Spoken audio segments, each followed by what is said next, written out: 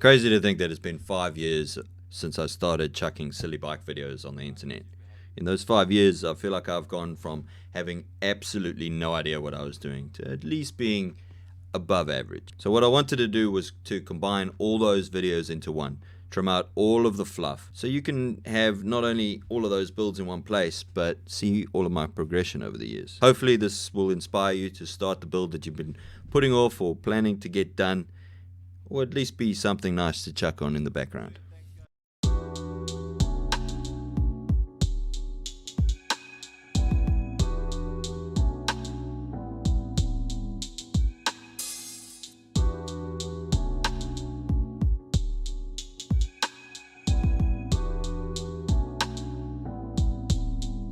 The first step was just tucking into getting all the bits and bobs off. Most of it was reasonably straightforward. I used a lot of WD-40 and rust release and got really stuck into it. The hardest bits, of course, were the bits that had tubes inside other tubes, so the handlebar quilt stem and also the seat tube were particularly difficult.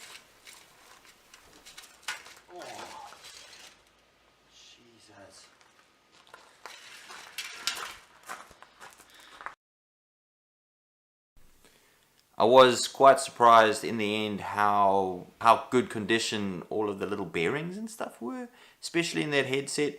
This bike's been lying outside for ages, so to have such a good finish, you still have bright bearings, is pretty buzzy.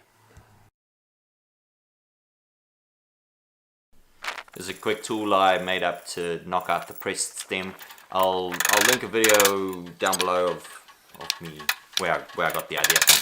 You can buy these things, but it's easy enough just to make your own.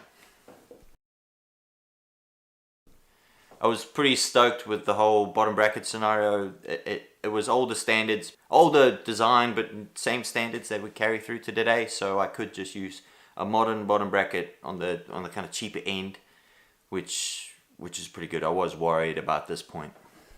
This seat post was an absolute nightmare to get out.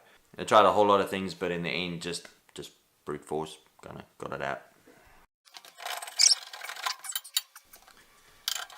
And that's it. The frame's all free. Now the next step is getting stuck into getting all this paint off.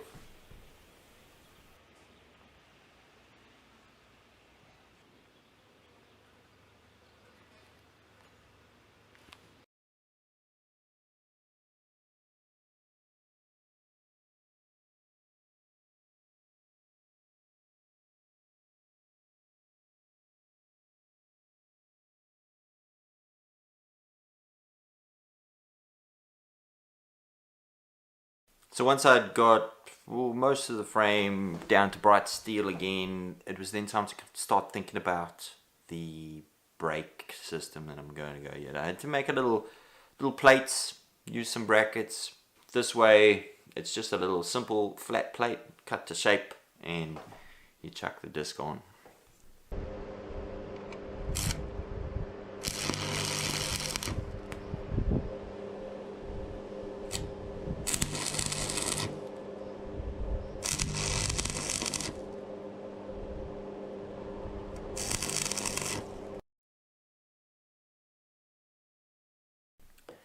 So I'm not sure why, but I attempted to do a little bit of internal cabling.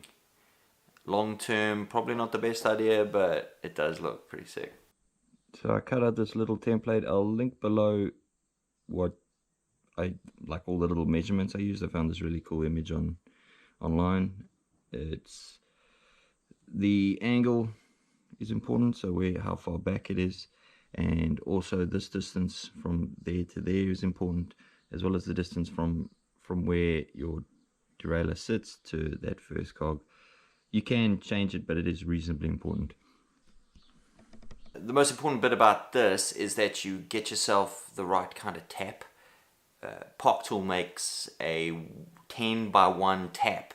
It's the only 10 by 1 tap I could find. I couldn't find them anywhere else. That 10 by 1 mil tap is an old kind of standard that got somehow kept the whole way through bike everything, and that's what it nowadays what derailleurs use and always have, I assume. Park Tool makes this little tap, so I'll link down below where I found it. You will struggle to find a 10x1 tap in your hardware store or anything like that. You only got to get a derailleur hanger specific 10mm tap.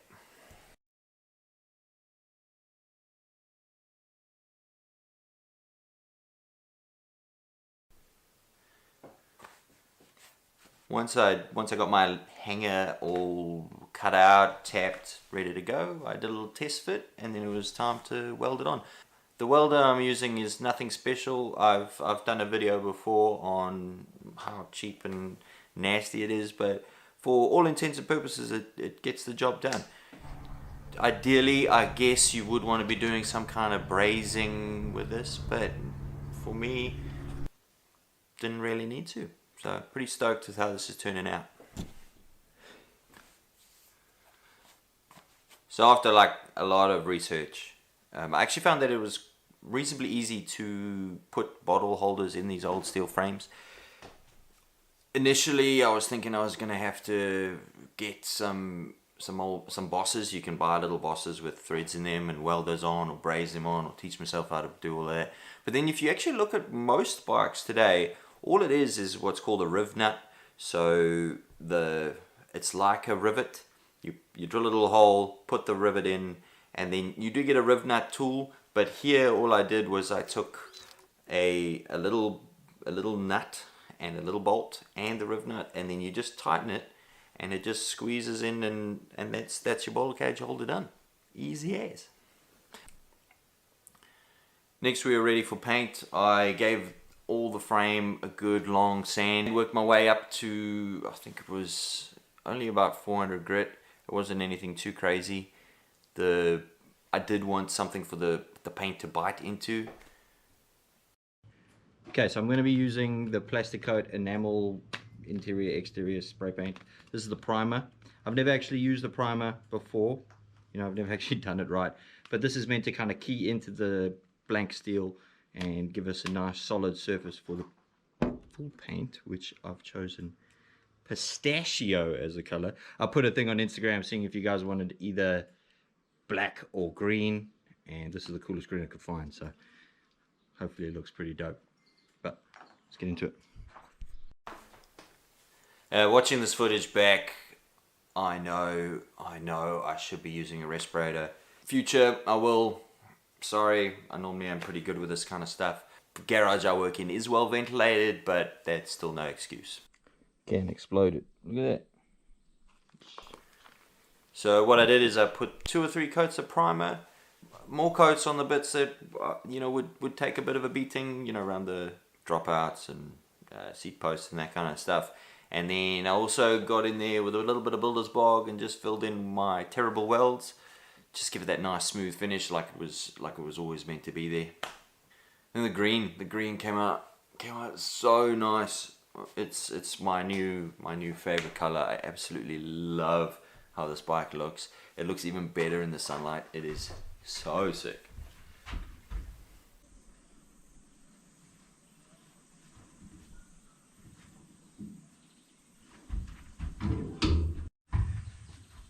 Right, so it's assembly day. I've got the frame all painted up. I've got, I think, everything I need to get going and build the whole bike. A whole shitload of parts, old and new, some pretty cool ones. Also, bits from other bikes. So we're gonna see how we go. Hopefully I get the whole bike built, and then we can go for a ride. So nothing to it but to do it. Let's get cracking. So a pretty rad thing that I'm doing here is actually converting the bike from a cool stem bike. That's the one that fastens down, and then as you fasten the nut it tightens up. That's the old style of doing it. Converting that to what we use today, which is kind of a headset holding system. Pretty cool products. I'll link them down below. You get little conversion kits, and that's exactly what I used here.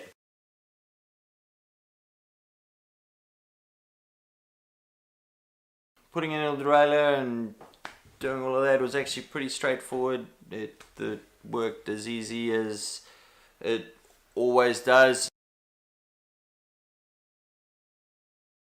I'm going with a 1x9 system just to keep everything nice and clean. I hate front derailleurs. I think they are the worst thing you can put on a bicycle.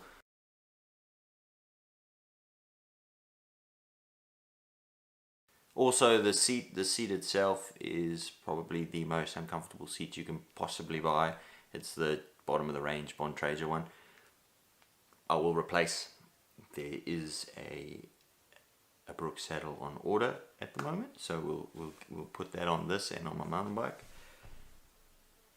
I think that putting seats on is one of the worst jobs when putting together a mountain bike. I hate it. Bottle cage, hindsight I'd probably put another bottle cage, but this will do. I'm not going to use it to go very far, this bicycle. Once that's all done, tidied up the cockpit, and yeah, she's ready for a ride. Have a look.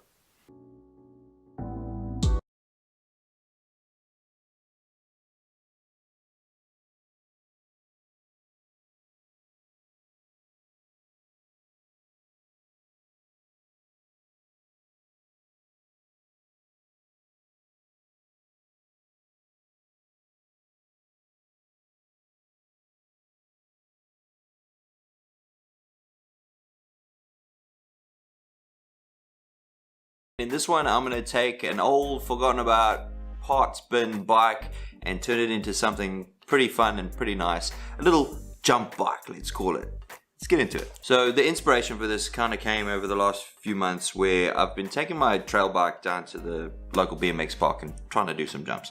Not very good jumps, but trying to do some jumps. And I've taken a small 29 mountain bike and we're going to convert that into a jump bike. Alright, let's have a look at it. So with this bike, there's nothing too special. It's a GT Karakoram. Yeah, it's probably done 1,000 miles. It lived a hard life as a rental bike. It was just a basic strip down. I took everything off, put all the stuff I wasn't going to keep on one side and all the stuff that I thought I might keep on another. I still kept everything because I needed to get replacement parts for those. But yeah, you know, the rule with bikes, never throw anything away.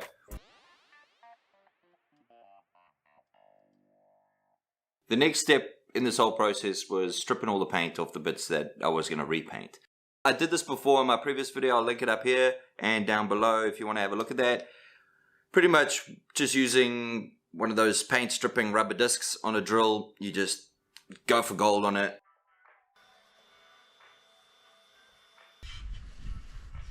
Cool, so that's it. All paint removed, well, most of the paint removed. I'll get in there with some sandpaper and tidy up a few of the other bits. But yeah, that was probably about an hour and a half's work and pretty much a whole disc. Once you get it down to the smaller paste to go back over it, and you can squeeze it into some other smaller bits. But yeah, pretty happy with that. Next step. Ooh. Yeah, I didn't have to use any paint strip or anything this time. The paint on the newer bikes is a lot more robust than the old ones, but it also comes off easier with that little grindy disc.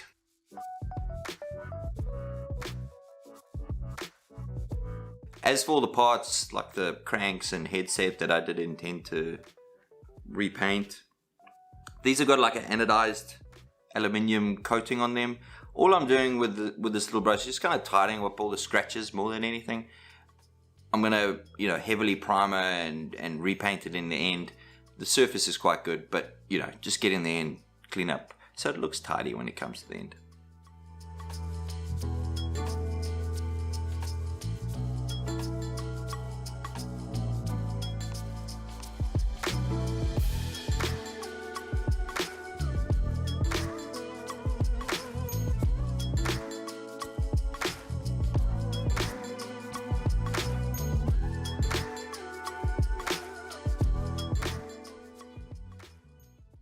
So I really wanted to do something a little bit different to my last paint job. My last paint job, all I did was bang some primer on it, bang some color, job done. I want to get a bit better at painting these bikes, doing a bit, you know, custom kind of things.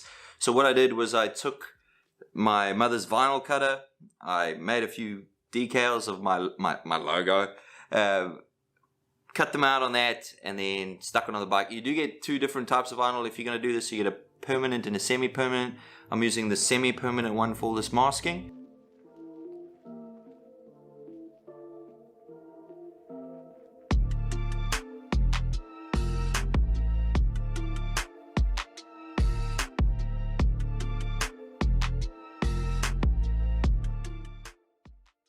What's nice is that the primer color is actually the color that I want to do all the decals in. So that's what I've used. Hit it with a primer, and then I hit it with some blue.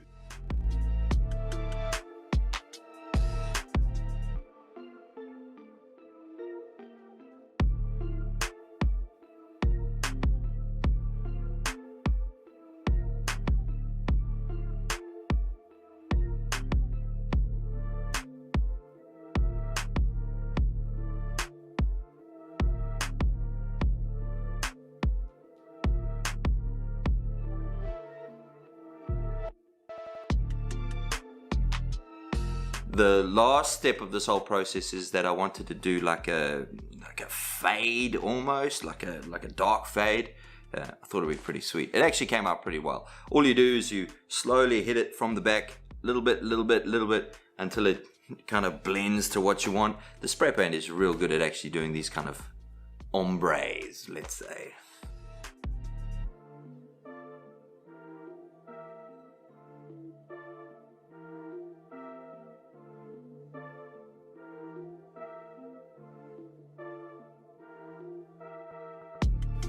Right, here we go. In theory, it should.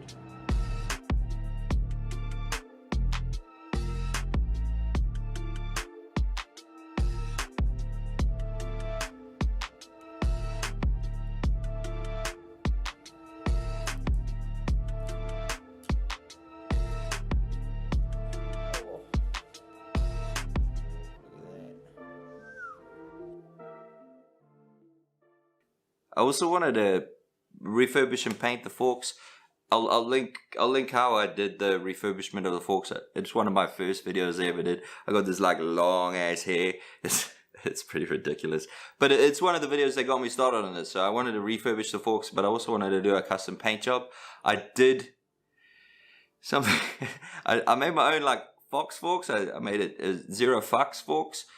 I'll link down below for the vinyl cutting file if you did want it. Also, maybe if there are enough people who actually want the decals for your bike, I'll link those down below. You can purchase it from my shop. So it's just zero fucks. It looks like it's a fox decal, but it says zero fucks. It's pretty dope. The last little job for painting was just putting in those extra little bits. So the seat clamp and all the bolts are painted. I really want to go the extra mile with this and do like all the detail work. Yeah, pretty much everything on this got a little bit of hand or a little bit of paint on it. So she's going to look pretty good. Right, so assembly. Assembly, yeah, normally pretty straightforward. You bang it all in and job done. But there were a couple little jobs that I wanted to do here at home before I took it out to the bike workshop at Epic. Namely, that was putting in the new bearings and headset. I also replaced the whole headset. Instead of having the old what do they call it, the race bearings, I got some nice proper sealed bearings. Maybe one day to do bar spins, but I doubt it. Anyway, do a job, do it right, eh?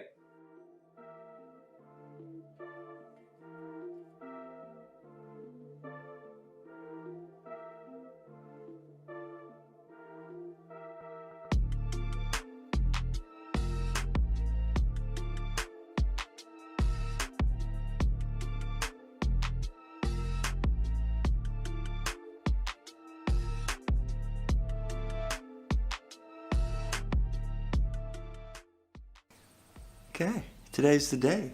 It's assembly. I did do a little bit of stuff back in the shop just to aid with ease of transport and all that. I put on the stem, the headset and the forks, put them back together, my Zero Fucks forks. they're all ready to go, popped on the handlebars, but I've still got heaps of stuff to put on here. Everything's lined up, ready to go. By the end of today, we will have the fully assembled bicycle. So let's crack on. I think it's time for a nice little build video. Ooh.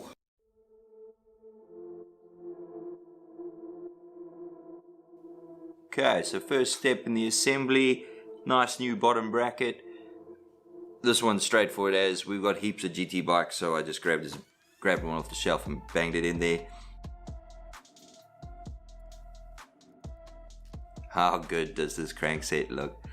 If you ever want to change your bike from a 3x to a 1x, it's actually reasonably simple. I just took that exact 3-piece set, took off all the cogs, and bought the right chainring for it. You can do this by measuring the holes. Have a look at, there's like a BCD measurement on pretty much all chainrings, and you just measure the distance between the holes and you can just replace it yourself. But that blue on black though.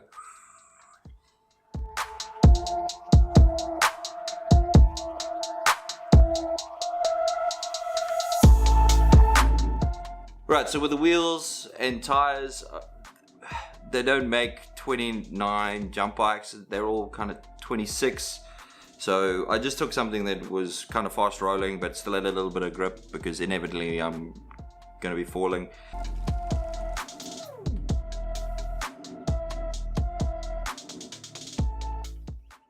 So you'll notice with this bike I've taken off the front brake. Don't need it really, it's just going to get in the way. And then I've used a brake off a bigger bike so that it gives me a bit more kind of slack in the rear brake cable, the hose. This was one of the last jobs I had to do. I'm probably never gonna do any bar spins or anything like that, but it's pretty cool that if I did want to, I could, you know? So I think she's done. All there is left to do is look at it.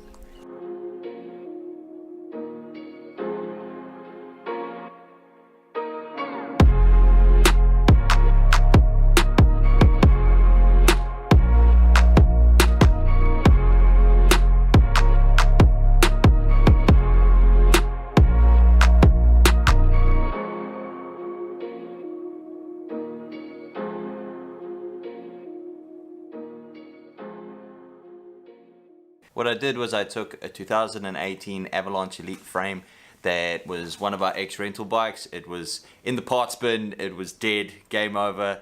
I thought it needed a bit of life, so what I did was bring it to the workshop and start working on it. I've also sourced some other, let's say, interesting parts for this bike. This carbon fiber rigid mountain bike fork off AliExpress for like 80 bucks. It's pretty cool, it's super cheap, hella light. Yeah, we'll see. I've also got some carbon fiber drop-off handlebars that I found. Yeah, I've had these for years now. I bought them for $5 and yeah, I've been just looking for an excuse to use them. The coolest part about this build that I'm the most excited for is this little box right here. This sprayed up bike stuff I just haven't been able to get here in New Zealand, and I was poking around online on their website the other day and saw that they now have a distributor here, so I'm super stoked with this. I've got a few colors, we'll leave those for now as a little bit of a surprise, but yeah, super stoked with this, can't wait to do it. I also paid for this with my own money, so all the opinions in this are my own.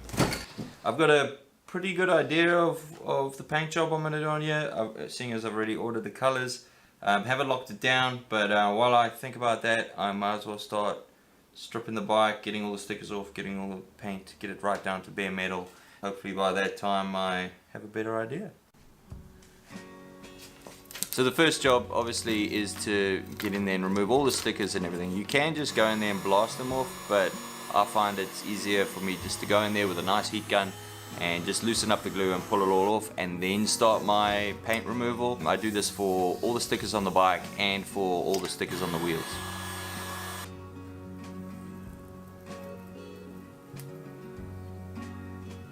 So with this frame, I decided to go right the way down to bare metal. Now you don't actually have to go right the way down to bare metal. You can get away with just a good sand and then repainting it. But I had some real nasty gouges and chips, and it's lived a hard life, this frame, so I decided to go right the way back down to bare metal. Stripping the bike of all its paint, I, like in the other videos I've done, used one of these paint stripping discs on a drill. It's an okay way to do it. Ideally I'd like to probably use a sandblaster and get a nice even finish on the aluminium before ripping this out, but this works really great and it gets the most of the paint off. You're still gonna have to go in there and sand some of it by hand. On this channel I try to show as little sanding as possible, so just for proof is a bit of me sanding. So after I've masked out all the important bits on the frame, it was time to hit it with some paint. I used 4 different paints, a primer, a gold, a black, and then a transparent. The first of which, the Frame Builder's primer from Sprayed Out Bike. I was super impressed with this stuff. It seems to be an etching primer, so it actually bonds the steel and gives you a good base to apply your paints afterwards. I didn't even have to sand it. It went on super light. I was really impressed with this one. Yeah, probably the best primer that I've used on these bikes. The next paint on the list was Framemaker's Gold. It's a real high metallic paint. It can run quite easily if you are a bit aggressive with your paint, so I just went in here and just dusted everything a couple times. Nice light little coats. I'm only applying paint to the parts that I want to have the graphics on. I'm not painting the whole frame in this case. Speaking of graphics, before I stripped everything, I just traced over all of the graphics that I did want to keep for the GT, specifically the GT logo. This gave me a good size reference and I could pull the GT logo off the internet and then go to the vinyl cutter.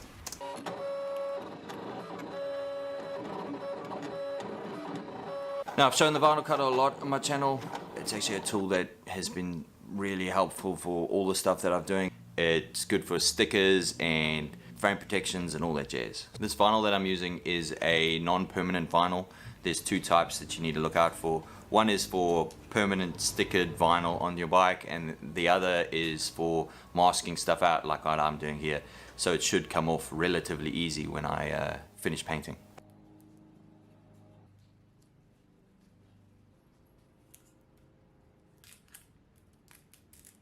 This bike looks so sick, black on gold. Maybe a little cue for next time, eh? Next paint on the list is Sprayed Out Bike Black. Now this is actually their kind of core product. It's a acrylic coating. It's not so much a paint. It goes on quite heavy. It almost looks and feels like a powder coat. It is super cool and pretty easy to spray on. I just recommend don't try wipe it till it's perfectly dry and keep any thinners far away from this thing. Probably my favorite bit of this whole process is peeling off the masking vinyl. So satisfying. 5 weeks.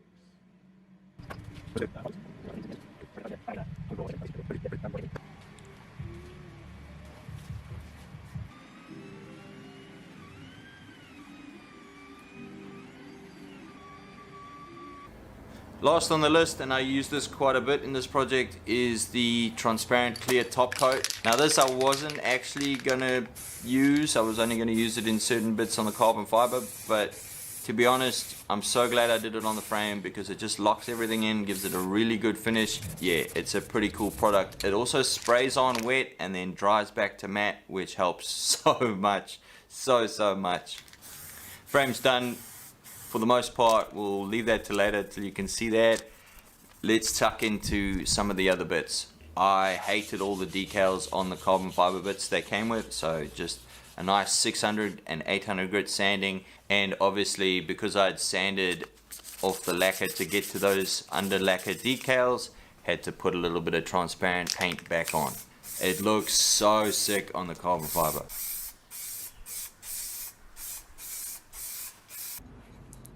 Now, if you've watched the videos that I've done before, I do like to get a little bit custom with all the bits.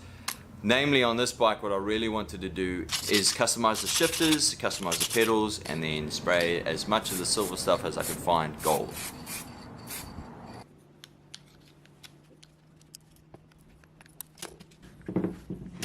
taking apart these SPDs wasn't easy. I recommend just taking your time with it. Do not strip any bolts. Remember how they go back together, and you should be pretty sweet. People are gonna say, oh well, it's just gonna get scratched off. Well, yeah, but the paint that was on these things, it's a silver, that's gonna get scratched off. I decided to just go with a really light gold so that it's not as noticeable, you know, a year down the road. They still look so sick though. Right, so let's talk about this fork. At first it looked like it would have been perfect for the bike. It was quite well made, pretty tidy, but tucking into a little bit more. I had a little bit of an issue on this bike with the dropouts, so they're offset a little bit weirdly. They're right up against where the rotor would be. I think it might be that the dropouts are kind of set up for the road scene, but they're actually selling this as a mountain bike rigid fork, so I had to do a little bit of filing. I had to get in there and just tickle it a little bit, and also when I put on the disc caliper later, the alignment was a little bit off, so had a lot of playing around with that. Right, so installation, I'm just gonna chime in here every now and again, but I'll keep this super chill. There's a few little things that I did differently than last time. But first of all, we just got to get it up on the stand, so install that seat post, eh?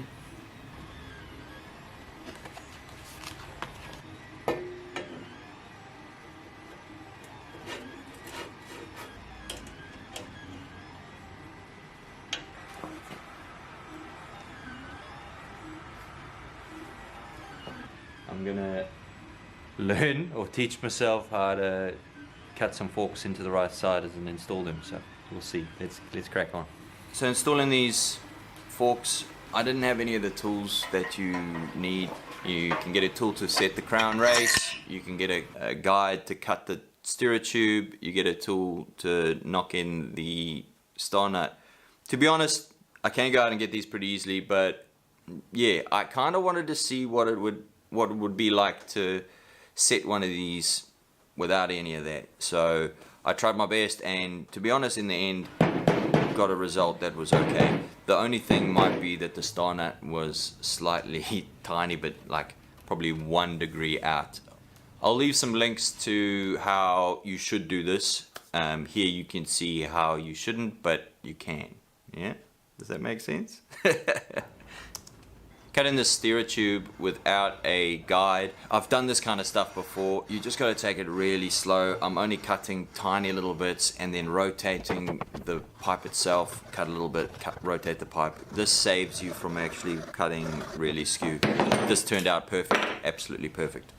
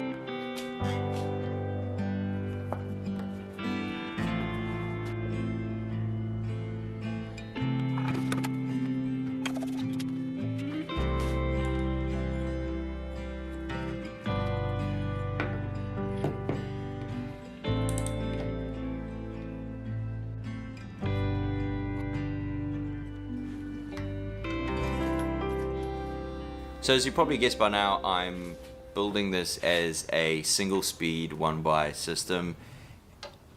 Yeah, it's a little bit of a waste with those real nice brand new 105 shifters, but originally the plan was to do this as a derailleur bike, but I just think a little single speed bike is going to be so sick and light. This is the same single speed conversion kit that I used in my last video, so I'll leave a link for that down below.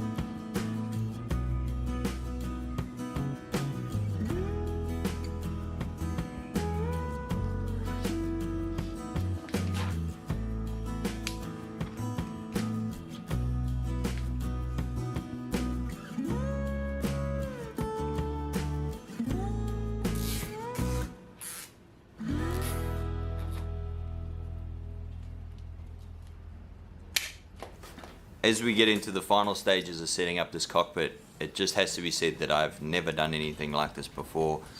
This is my chance to kind of get in there and give it a go. I'm pretty happy with how everything turned out. I watched a hell of a lot of YouTube videos about it, the best of which are the Park Tool stuff, so I'll leave that down below.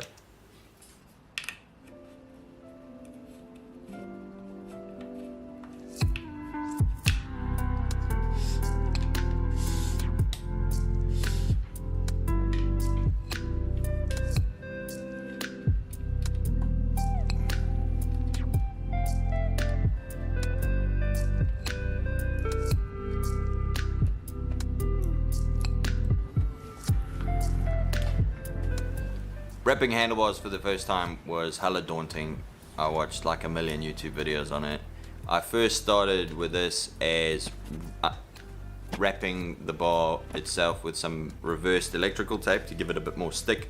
The BBB tape that I've got doesn't really have too much glue on it, so I just wanted that extra bit of security for later. I then proceeded to wrap the bars. There's a bit of a knack to it. I'll leave again some cool videos for you to have a look at. As daunting as it looks, it was way easier than I thought it was going to be.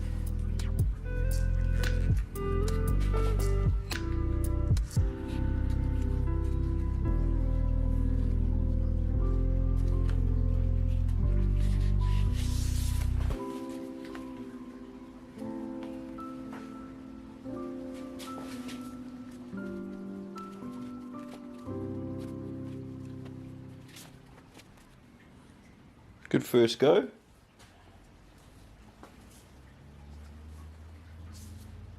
Pretty happy with it. Last little job on the bike is taping down the end of the bar tape. I did end up replacing these ones that came in the box with just some normal electrical tape. It gave it a better finish. That's it. All done.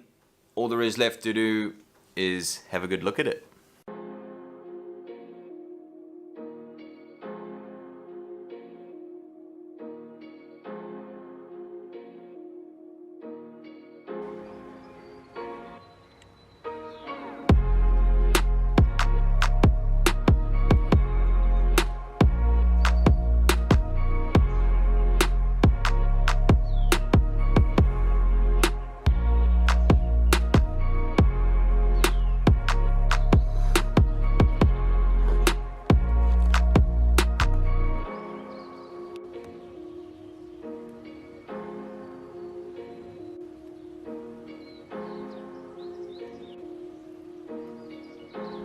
I'm so excited. This is my new mountain bike for this year.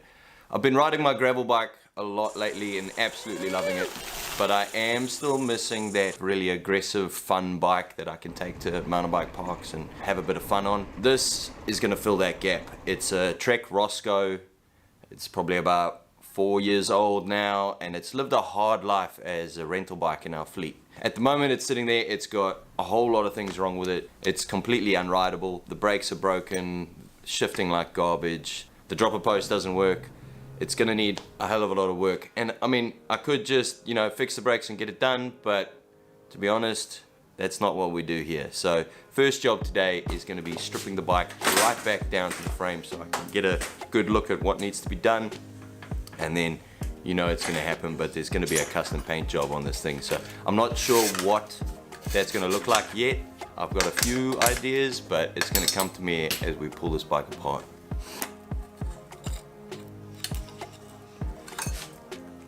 So the budget on this thing is super tight. I don't have much money to spend on this, so we've got to be a bit clever about where we spend our money. The paint job is obviously going to cost a bit, but it's going to be that Euro piece that really, you know, helps this bike along. I've got a few other little pieces, some spare parts lying around, and it's going to also mean that I've got to make do with what I've got. So probably the drivetrain. I know that the chain's reasonably new. We'll have to check that. I'll have to completely overhaul that rear derailleur. Nothing to it but to do it. Let's crack on here today, get this done really quickly, and then we get on to the fun stuff.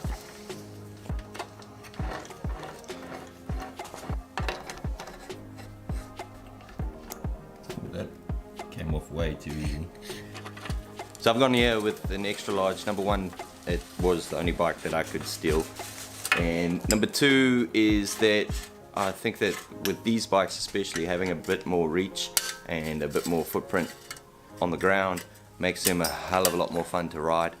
Super fast on the down, slack, fast, aggressive. That's the goal with this one. So I might have to do a few little tweaks with, you know, maybe the headset or something like that to make it even more rideable.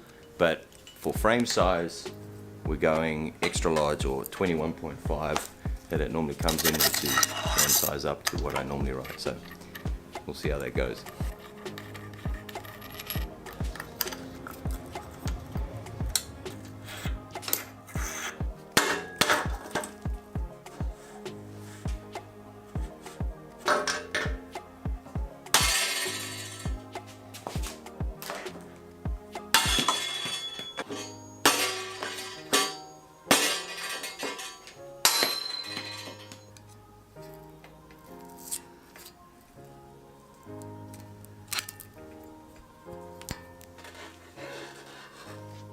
I must say it's far less daunting a project once it's like this. Oh. So last time I painted a frame, I stripped it right back to nothing. So I'm going to do it a little bit differently with this one. I want to try just sanding back most of the paint, getting all the high spots out the way, and then painting over the current primer that's on here. The paint itself's not in too bad a nick. There's a few dings and scratches here, but I think a bit of sanding will sort that out. Just, you know, trying something different. See how it works. I sanded up to 600 grit, so it's nice and smooth. I've scuffed the whole surface, so it's got a good purchase to get to. I've also wiped it down with a wet cloth and then some isopropyl alcohol with a microfiber cloth, so there's shouldn't be anything on this thing. Kind of ready for paint. Kind of goes to the point now where it's no touchy. But I've got a pretty ambitious plan. I do want to keep pushing myself with each bike that I do. It's kind of going to resemble the early 90s, maybe late 80s mountain bikes. That's the plan with that, and I've made a few cool graphics that are going to really test me on this.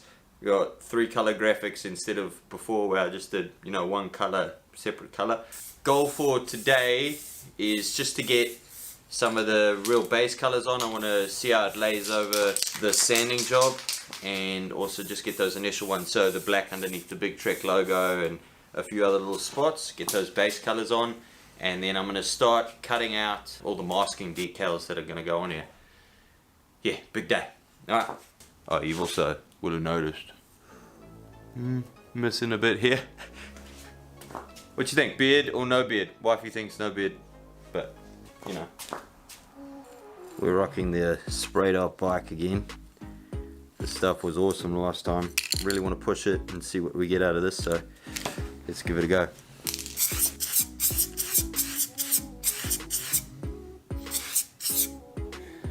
So I was a bit hasty, as you can tell, and sprayed this without shaking it properly. Idiot. Everywhere else looks pretty good so far, but I'll just wait for that to dry and then I can sand it back and give it another hoon. In the meantime, let's cut some vinyl.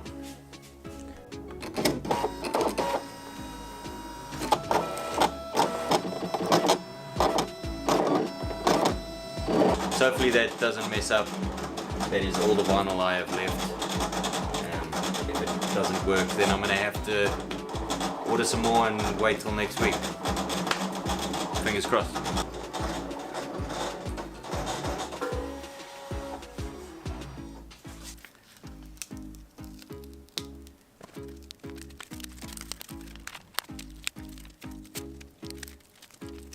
So unfortunately some of them didn't quite make it, but luckily instead of having to wait until next week, I found some of the vinyl that I used on Elena's bike.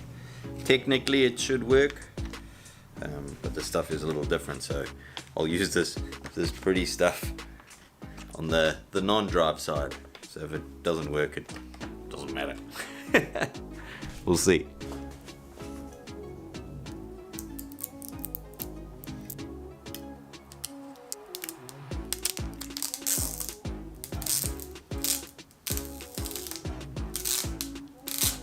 Oh. Right, so here's the bit I have no idea what I'm doing, with flames in pink and the skull in silver.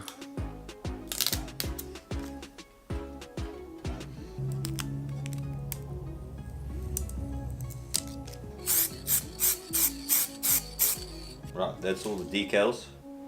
Now it's time to get some masking tape and close in everything where I don't want paint. It's a pretty tedious job.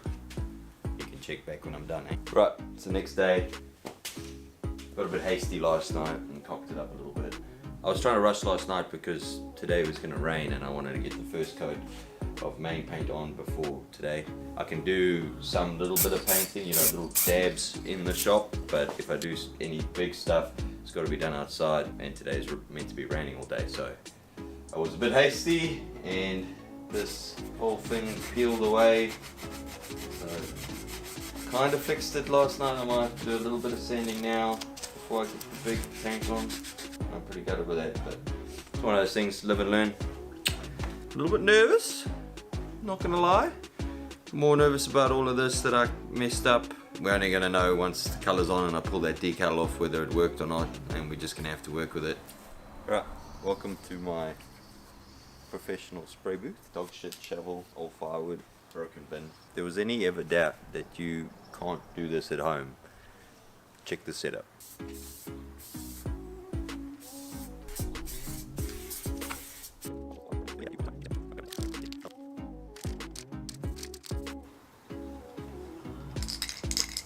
Well, they went okay. Probably needed 2 cans to be fair. Touched the fucking paint up there, so I'm gonna wait for it to dry up nicely and I can give that a little bit of sand. Also, these decals started lifting up for some weird reason. Might have been like as the paint's drying. Don't know. We're gonna see. We're gonna see.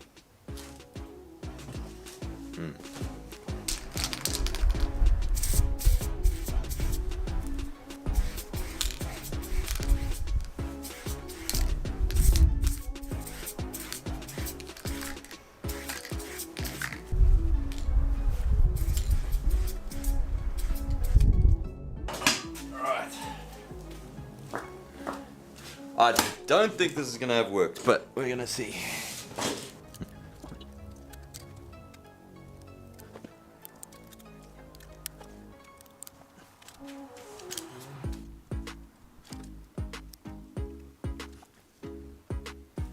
Alright, so this is the one that I cocked up last night. So hopefully this comes off mostly silver. Oh, so far so good. or completely silver. And then this should, in theory, come off pink.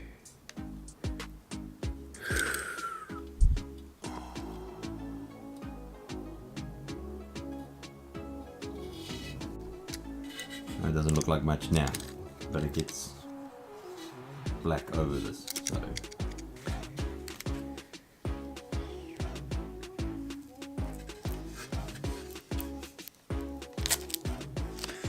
Oh, this vinyl shit.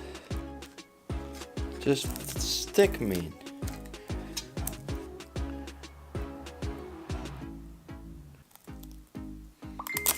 Okay, I don't think I have very long, so I'm gonna mask up real quick, spray that, see how we go.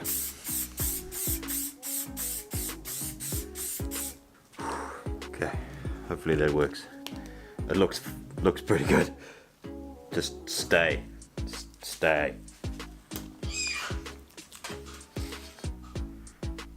Woo! Happy with that. Something's got to go right, eh?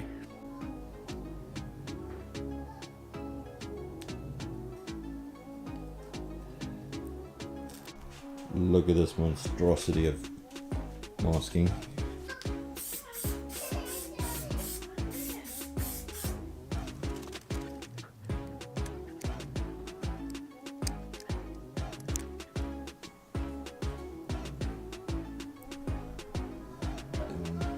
So I'm super stoked with how it's turned out. It's had a few days to cure up, so it's nice and hard, the paint's nice and hard. The little imperfections that I've got from the vinyl lifting and a few blowover from spraying and stuff like that actually have added to the overall look that I wanted. I wanted like a real gritty kind of cool vibe to it. So I'm not going to go in and try to fix anything. I'm going to leave it as is. I'm going to hit it now with this Frame Builder's matte finish. This will lock everything in nicely, give it another layer of protection over the paint itself.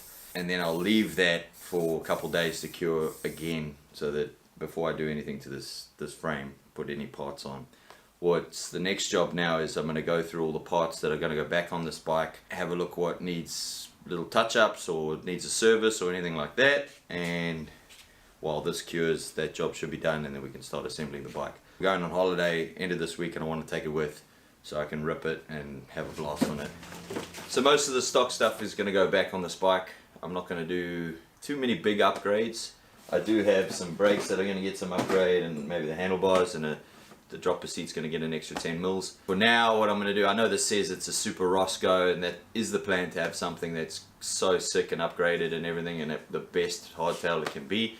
For now, let's give everything a service, put it all back on this bike, see how it rides, and then we can have a good idea of, you know, what needs an upgrade and what doesn't.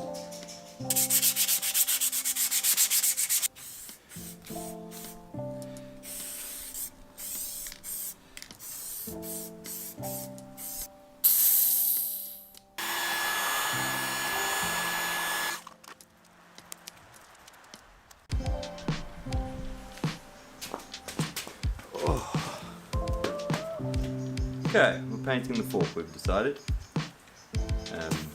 Got all stickers off. I'm gonna do it without taking it all apart. I know that's a bit questionable, but yeah, if I take it apart, then I gotta put new oil and everything in it, and I just can't be arsed with that.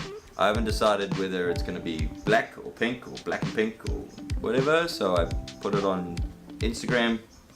Let the people decide. We'll go with that.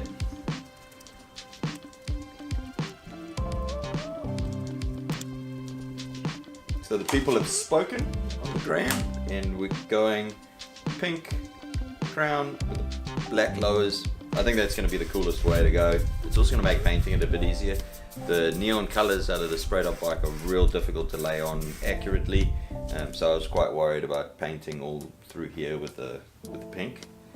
And I think it's going to look the sickest. This is the last thing I've got to paint, and I think we can start assembling. Let's get this thing together. This is probably my last day, maybe a tiny bit I can do tomorrow. Got to get it done. Very excited. Let's get into it, eh?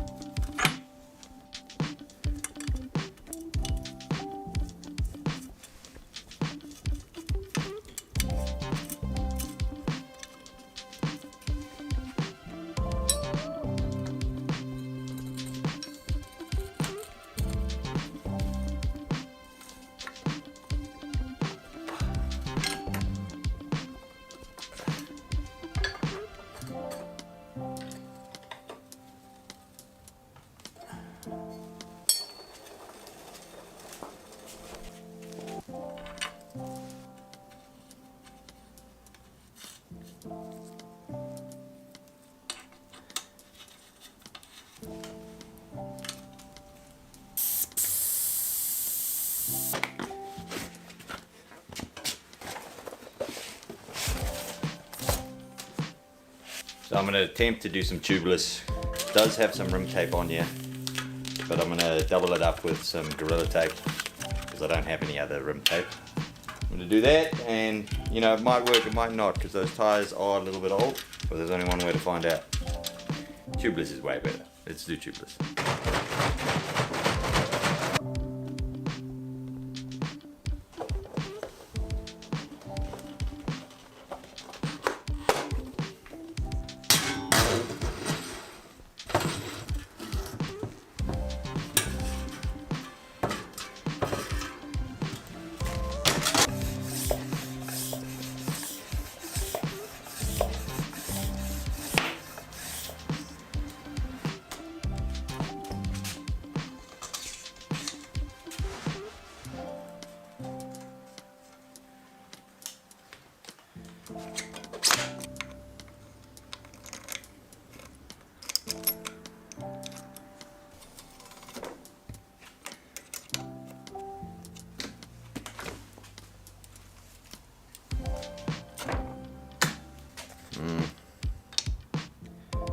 Got the wrong size. Bugger. I don't really want to put this back on because it's really ugly. Oh, maybe. Oh. I'll steal the one off there.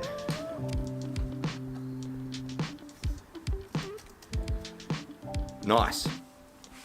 Let me know if you think that e-bike should be the next project. So pretty much the only new stuff that's going on this bike. Grips and pedals. I got some Chesters. I've always wanted some of these. And I got some race face lock-on grips. Give it a good vibe. Let's chuck them on.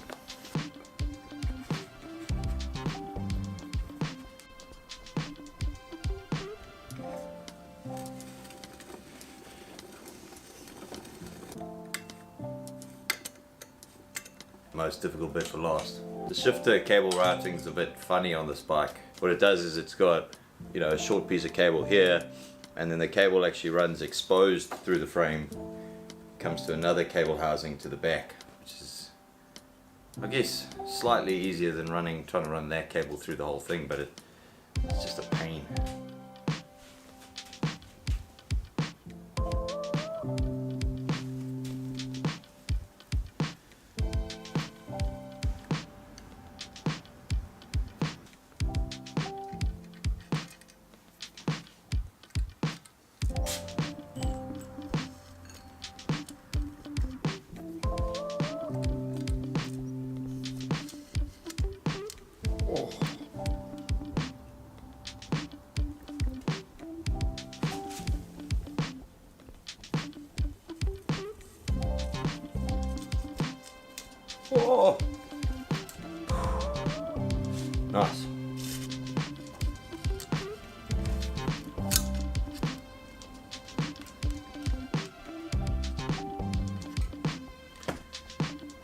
Sweet. Oh, what a mission.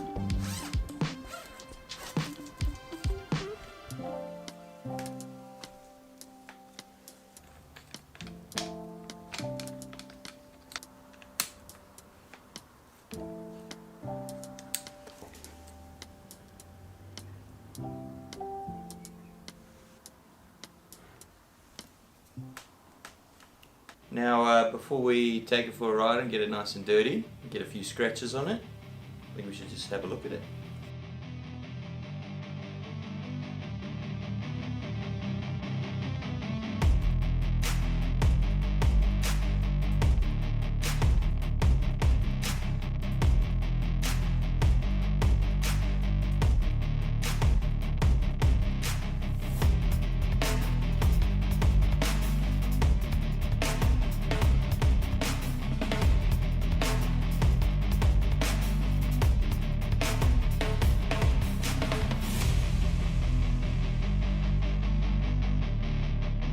So we're like 8 weeks out from our big Canada trip. It's going to be an awesome trip, heaps of mountain biking, family time, all the good stuff. The issue I've got though is I don't quite have the right bike. See, this is my daily drive at the moment. It's the Trek Checkpoint gravel bike. As amazing as it is, it's just not quite going to cut it for what we want to achieve when we're over in Canada. My only other option besides actually going out and buying myself a brand new bike for like 10 grand is to use the Super Roscoe. I'm thinking if I upgrade most of the stuff on this bike and turn it into a super aggressive, really capable hardtail, I think it's going to be awesome fun over in Canada. I'm talking new shock up front, we'll do a full drivetrain rebuild, new tires, overhaul the brakes completely, and then maybe a few little upgrades along the way. And yeah, I think we can turn it into something really, really fun. Okay, so what I'm thinking we do in this video is I'll start upgrading and overhauling all the bits on this bike, and then we'll take it all for a ride, and I'll give you a rundown of all the bits that I have upgraded, and I'll give you a rating for if I think it actually made a difference or not. So the first job on the list isn't really an upgrade, it's just a maintenance thing, but I really need to get these brakes dialed. So the first job I'm going to do is just completely overhaul them. I've got a little problem with these brakes in that the calipers are kind of sticking as you go to pull them. So what I'm hoping it is that it's just a little service. This is such a cool little service that you can do on your bike. It's so easy. All I'm doing is pushing the pads all the way out and then lubricating them and pushing them back straight. You'll see me put a little Allen key in there just to stop it going all the way out, and then I use the same fluid that's inside the brakes to then lubricate the pistons in and out. In my case, this is the dot fluid because these are SRAM brakes.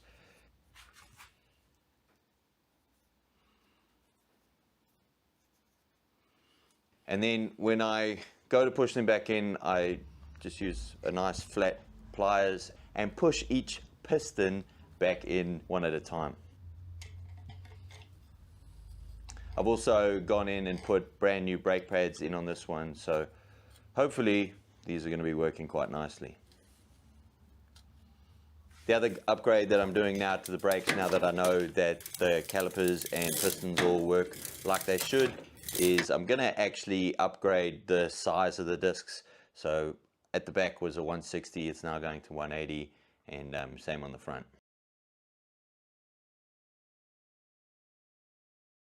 Sweet, so brakes are done. I'm so happy that that's what the problem was with those brakes, because now they feel super snappy, nice and powerful, exactly like they should have done. It's actually such an easy little service to do, like especially if you're doing it at home. It completely changed the feel of both brakes, which is really cool. Like super quick on response, and then when you let go, speed up again pretty quick. Before they were just stuck, so all it was one of the pistons was either skew or not lubricated or something. So sick. Right, next one is going to be the big one. I think we're going to take the full drivetrain off this bike and put on something new. Everything's just arrived, so let's have a look at that. I've decided not to go with the SRAM stuff because of a couple reasons. As nice as a GX SRAM setup would be, I've decided to actually go with Shimano Diore XT 12 speed. Yeah, a couple reasons for this. Like, number one, Diore stuff, I work with it every day in my business, so upgrading a little bit to the XT stuff will give me a little bit of performance gain. But also I know that this stuff is super bomb proof and robust. It shifts like an absolute dream, and if anything did go wrong, it's so easy to find some 12-speed Diore stuff at every bike shop in the world, and it's reasonably cheap to replace. So that's what I've gone for with this one. It's a Diore 12-speed shifter. I quite like this shifter, even though it's like the cheapest one in the 12-speed range. So doing a full drivetrain change should actually be a reasonably simple task if you know what you're doing or can watch enough YouTube videos. My advice, and you're going to see me realize this in a sec, is just make sure that you check all the compatibility of your hubs, your spacing, your clearance, all of that stuff, because if you are like me and don't remember that the 12-speed stuff has changed now to microspline, which is a different hub, it's going to cost you a bit. Oh, this wasn't meant to be microspline. There was a bit of a oversight on my part. We've got a bit of a workaround to get microspline to work with this bike. The problem I've got is that this is a quick release at the back, so microspline doesn't come on quick release for a 142. So what I'm thinking of doing, and I've just ordered the piece, is I'm going to use a little converter to convert a 148 through axle microspline hub to quick release, and then buy new wheels. Yeah, it's slowly actually getting a bit more expensive than I thought, but we're going to get this to work. So while we wait for that all to get figured out up in my head, I might as well start on this fork. So this is what we're working with. It's a second-hand 29 plus RockShox Yari. It's got a couple dampers, all the good stuff. It's also a bit more robust. We're going to try get this to go onto that bike. Fingers crossed everything goes pretty smoothly. You'll kind of notice what I've done here is I've added a bit of travel to my bike and also kind of slackened it up in doing so. When you do change the slackness and geometry of the bike by adding a bit more travel, you just need to know that you're going to affect everything. You're going to see me mess around with this later, but just bear it in mind. This setup is adding about 30 or 40 mils to the front of the bike. It's going to take it from a 70-degree angle up front to just over 68, which I think is going to be far more fun on the bigger, gnarlier stuff when I'm over in Canada. So what I have had to do is buy this little thing. So this is a converter that converts a through axle to a skewer. So it's a 148. I did a few little tests with the spacing and all of that, but hopefully this all just kind of works out now, because it's starting to get a bit pricey. So working with this Diore 12-speed stuff with the microspline, I'm not a huge fan. It's a little bit more fiddly to set everything up, but just make sure when you do put these on that you've got the right spaces, because they're actually different spaces per thing, so you could go in there and mess everything up. You can also see me putting on the bigger disc at the back. The big disc should give me a bit of leeway with the extra spacing I put at the back of the axle. So that's the through axle converter, just sits. I have been a little bit nervous about the couple extra mils I added to the back axle here, so just taking my time and making sure that all of my limit screws and everything are perfectly lined up. Hopefully this all just works and the shifting is how good it should be. The nice thing with this Diore XT stuff is that, you know, nice, super adjustable, quite intuitive, and it should have quite a big range for me to work with.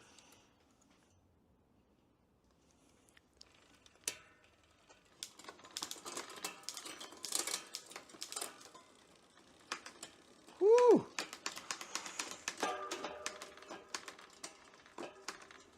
Alright, so pretty happy with all the testing, the quick little ride I did out there. Everything seems to be kind of working. I've been waiting for some new rubber to turn up.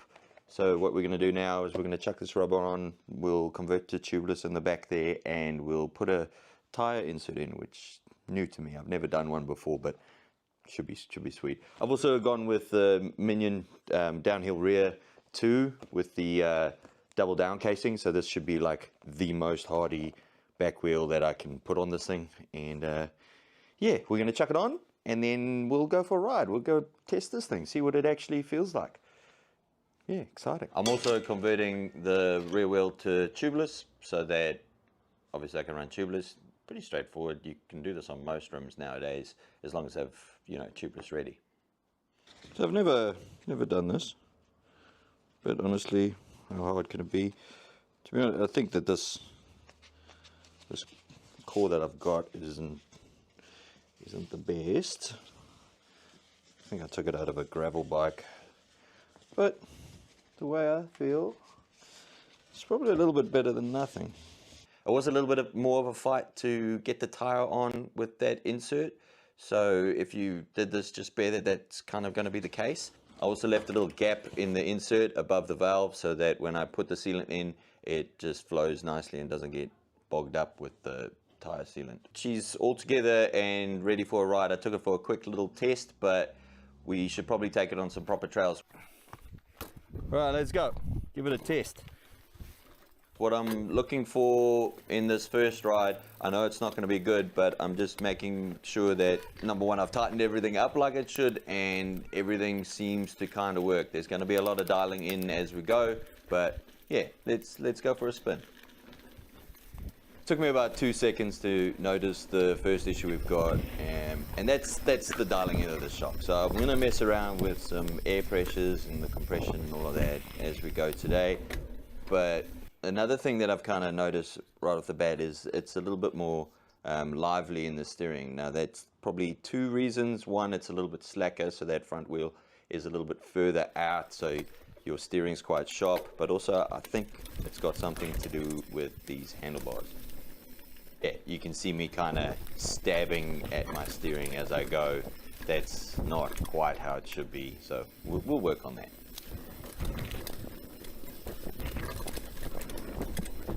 Few little kind of teething issues with it.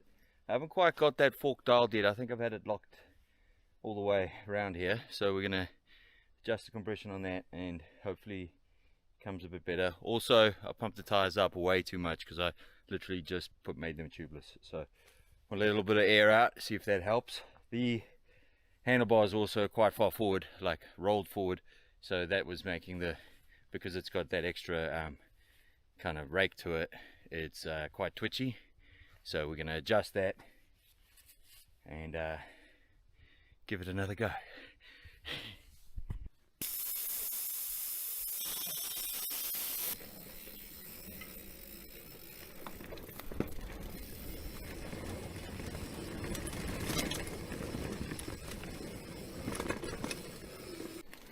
Towards the end of the day, after a few laps, I kind of got everything close to dialed. It was definitely a lot better.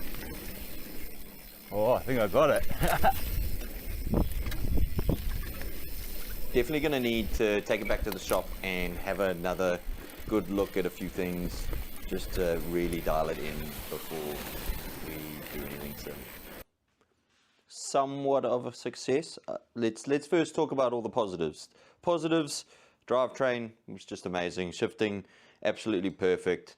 This Dura XC stuff is just perfect. Kind of everything with the whole back wheel thing seemed to have worked. Another big positive is the brakes were just incredible. You know, going to bigger rotors, better brakes, serviced brakes, new pads, all of that made a massive difference. Really liked the back tire with the brand new Minion DHR rear 2. You really tell the difference. Nice little skinny but grippy back tire. And also there was a bit there where I let out too much pressure in the tire and I could really feel that little cush core that I put in there. The negatives, obviously the big one is that shock up the front. I just didn't have it set up correctly, so gonna on the next ride make sure that I get that thing dialed. The handlebars, I'm probably gonna swap out the handlebar. The sweep and rise of this one I just don't like. You can see me kind of stabbing at everything.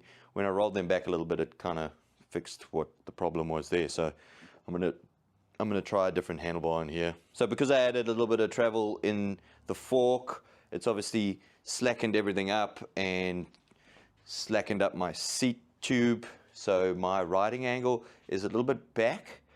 I could feel it when I was climbing that I'm not quite over the bike like I should be.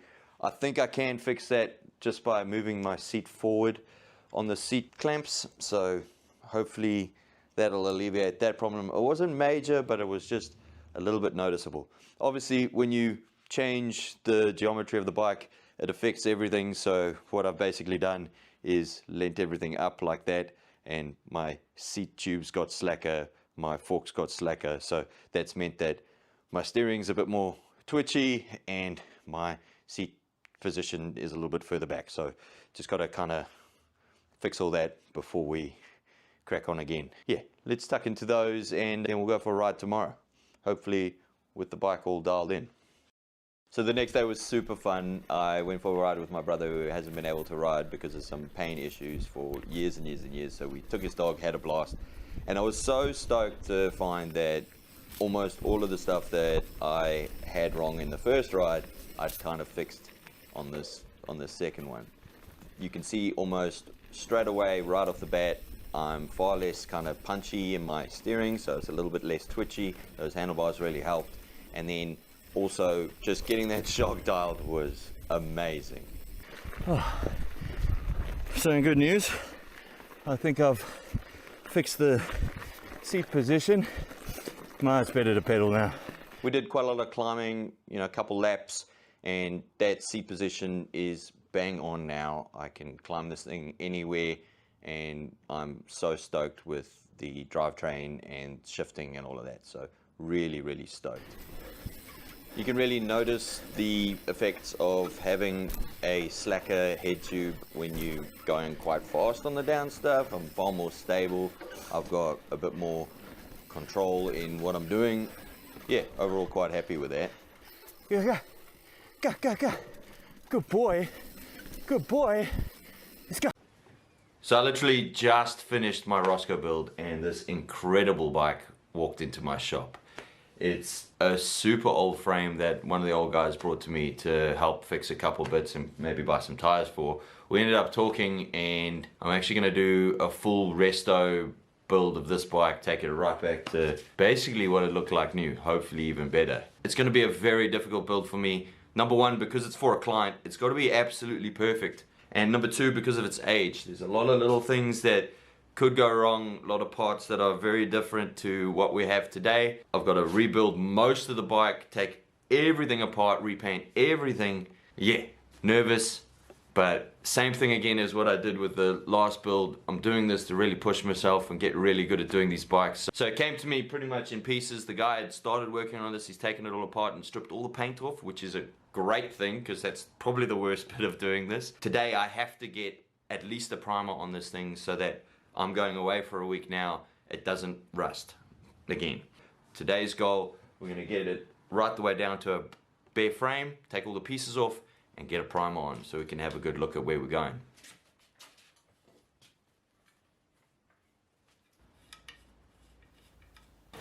So this is probably my longest ever build. It took me over 6 months to finish this thing.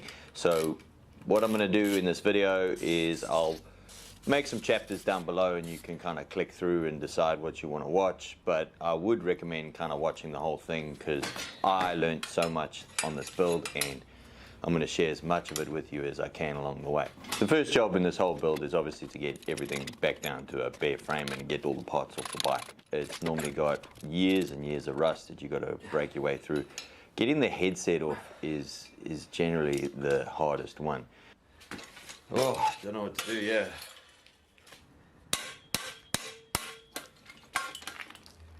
Oh, that was a lot of ball bearings. So, nothing to it but to do it, yeah, you just gotta kind of stick at it and really get, maybe even get the hammer out. Hopefully it doesn't come to that, you don't break anything. I'm trying my best here not to go too hard because I know that I won't be able to find any parts for this if anything does break or get stuck in the frame. Oh. Oh, what a fight. When you're doing one of these builds, that is honestly going to be the crux of everything every time you do it. 100 years of corrosion right there makes for a very difficult thing to get apart.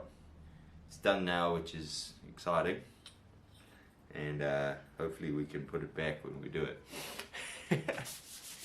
Once I've got everything off the frame itself, it's time to just lightly sand off all that rust that's kind of formed since the paint's been taken off.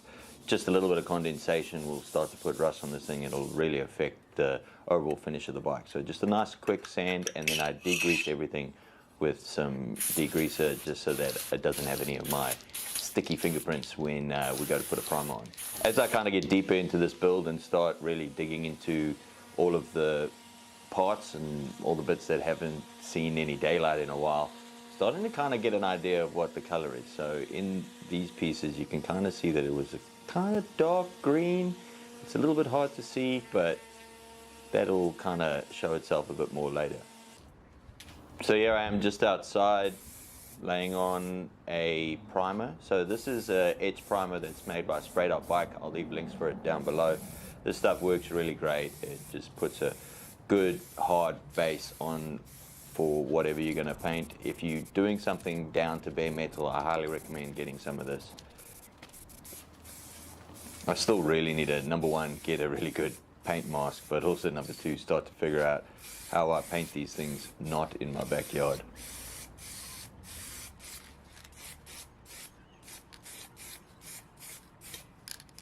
We've got the primer on. It's looking pretty good. These fenders are in a bit of a bad shape.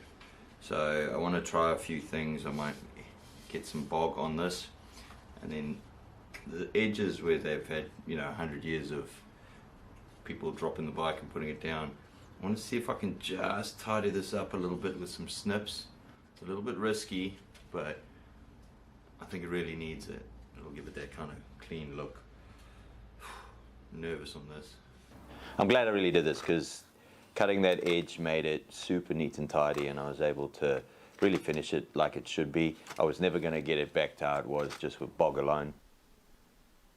The rest of the fender though, I did have to hit it with a bit of bog. This is just your standard builder's bog, kind of like what you do if you have a dent in your car.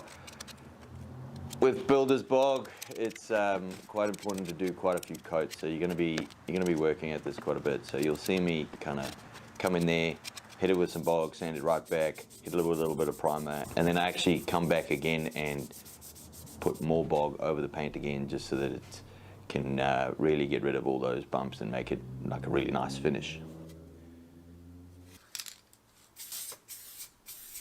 Once I'm happy with that, I put the fenders aside and decided to hit the frame with the first bit of color. This is a Sprayed Out Bike product again. It's their like vintage collection. It's in a nice kind of semi-emerald greenish matte. The stuff goes on super easy. You only have to do a couple coats. I'd say just when you do it, just leave it for a good while, you know, a couple days before you actually go in there and handle it or put it in a vise or anything. It kind of hardens up as you go and as you leave it for a while. Good thing I left this bike for so long before I finished it, because yeah, it really hardened up quite nicely.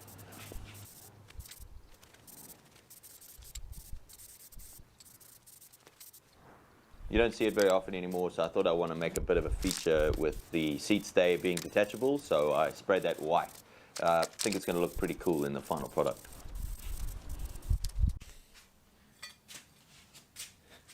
Alright, so I got the bike in the stand. It is looking really nice, but truth of my matter is that it's literally been sitting here for months now.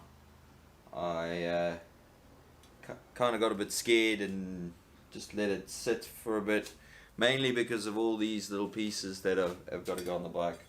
Most of the pieces, all of, you know, the cranksets, the seat tubes, all of that were chromed.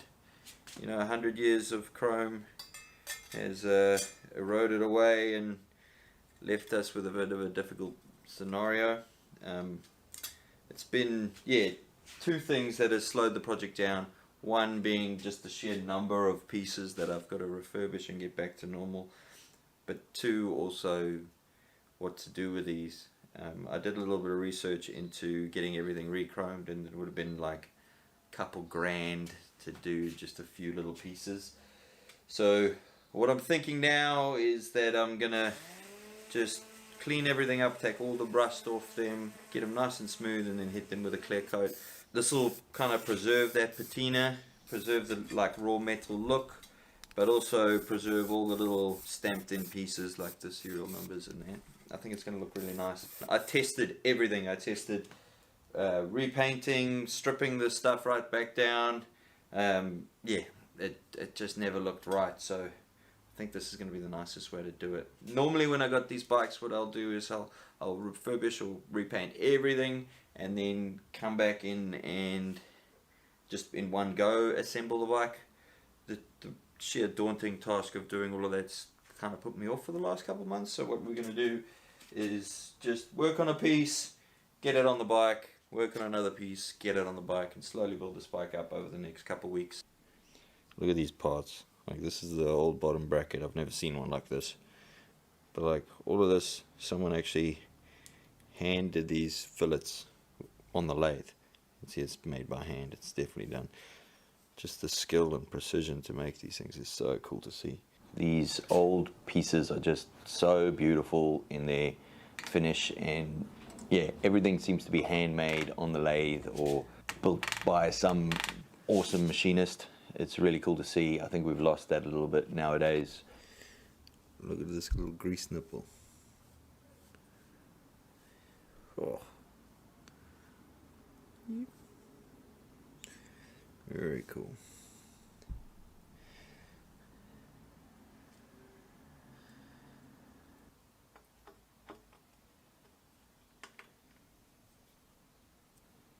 These cranks are a 3-piece crank, and they fit on with these little collet pins.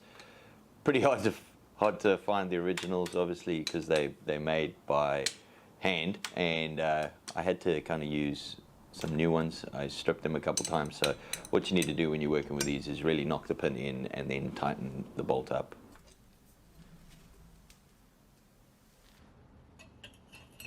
The forks are pretty straightforward. They've got this really nice little stainless steel cap that kind of fits over the top and really finishes everything off. I thought that's such a nice little detail I really wanted to keep.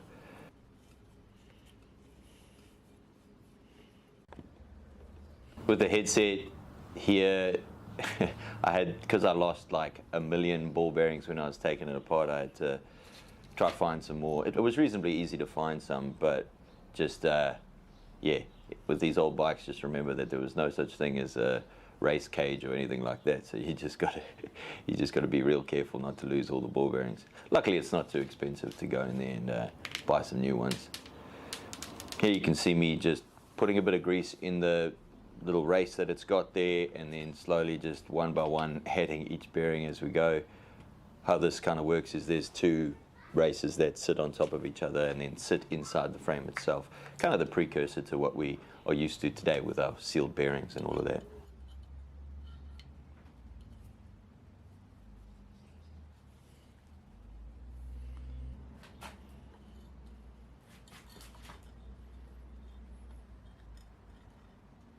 I think in this process you can't go wrong with too much grease.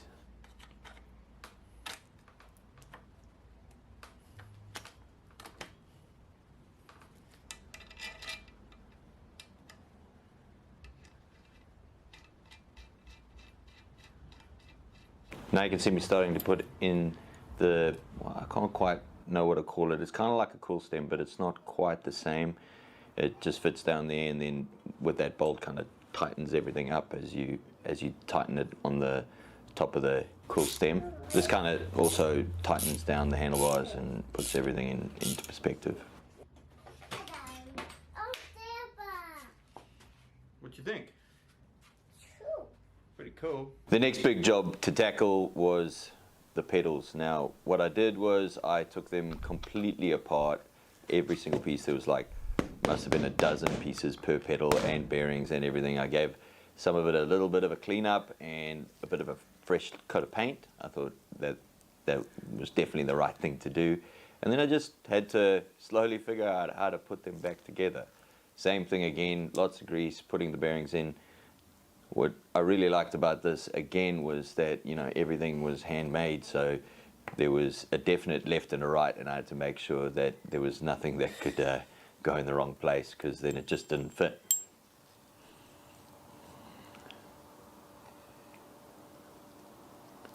The 100-year-old rubber that was on the pedals themselves, I gave them a little bit of a sand just to bring them back to looking pretty good. This was pretty easy. I just chucked it on the belt sander and sanded it up. It came up with quite a nice little finish. If you do get a chance to do one of these builds, I highly recommend going in there and really tucking into every single piece of it. I thoroughly enjoyed rebuilding the pedals. It was probably my favorite bit of the whole project, was just getting in here and figuring out how they did this. You know, everything nowadays seems to be kind of semi-standardized and the same thing, but you could kind of tell that these guys were just, you know, making it as they go along. It was a pretty cool thing to see, and pretty rewarding to get these pedals from, you know, pretty much seized up and not moving at all to looking really good again and fitting back on the bike.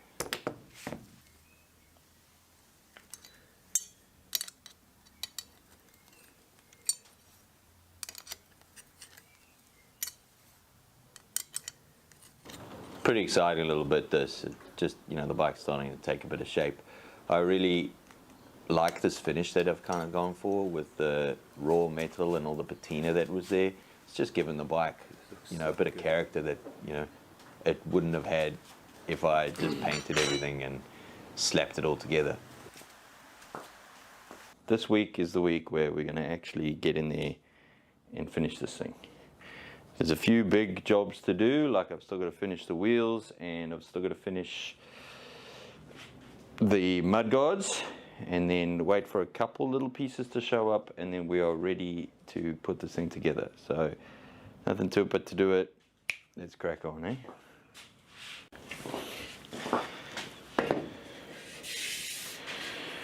Okay. Now I just got to decide where I put these decals, and then I'm going to paint the rest of it green. Let's find some vinyl. Okay, so this stuff is the permanent vinyl, which I used to put, you know, stickers on permanently. I guess we just got to hope that it doesn't pull the paint off with it, because honestly that would be the worst case scenario. It does perform a little bit better in terms of its adhesion, which is to be expected, but yeah, we're just gonna have to see.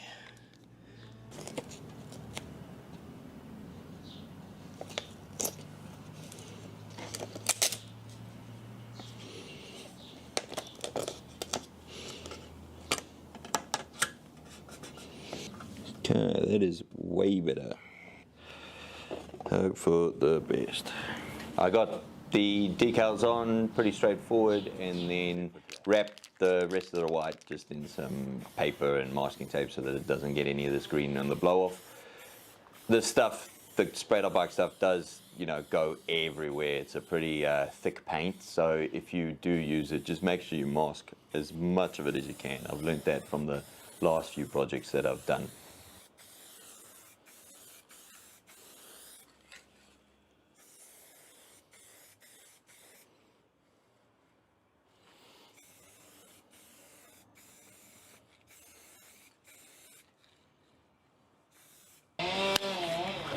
Sweet. This was a pretty nerve-wracking little bit because, like I said before, I used a permanent vinyl on this. If I did it again, yeah, I'd probably still use the permanent vinyl, but I think if you're gonna do, you know, multi-color paints with this sprayed out bike stuff, you just need to leave the paint for as long as possible so that it cures up before you then do the second coat. This means that, you know, it's not going to peel off or do anything silly when you pull that vinyl off. Also, if you leave that vinyl on for, you know, a couple days and then try to pull it off, it's definitely going to pull off as well. I painted up all the little fixtures and, you know, mounting hardware for the rest of the fenders, and all I'm doing here is just kind of starting to put it all together so that I can start to see it on the bike. It's a pretty slow process. Obviously, I just really don't want to go in there and scratch anything at the moment. Okay, yeah, not nervous. No. I think that's the theme of this whole build, is just scared I'm going to mess up each time. You can respray this stuff pretty easily, you know, like it does layer pretty well. A little sand back and a spray is fine. I've done it a couple times just to touch up some of the stuff, but, you know, especially on the more difficult parts where you've got like 2 different colors and that, it, you know, really pays to take your time and make sure you don't scratch anything, because otherwise you'll put yourself back a good couple days.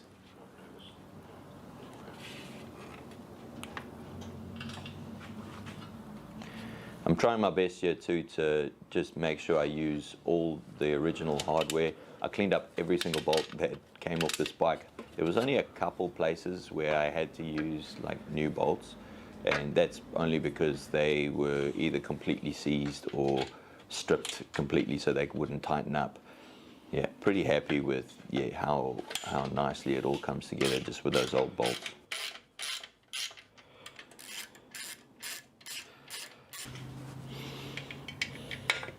How good does this little reflector look? I'm stressing with these little flathead screws, just trying not to slip and scratch anything.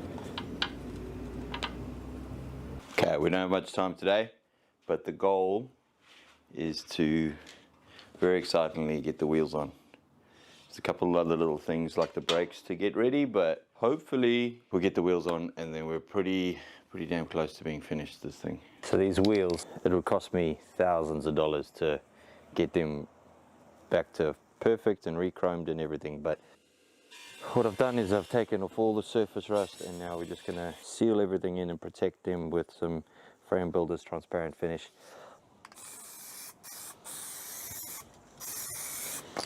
This stuff works great for now.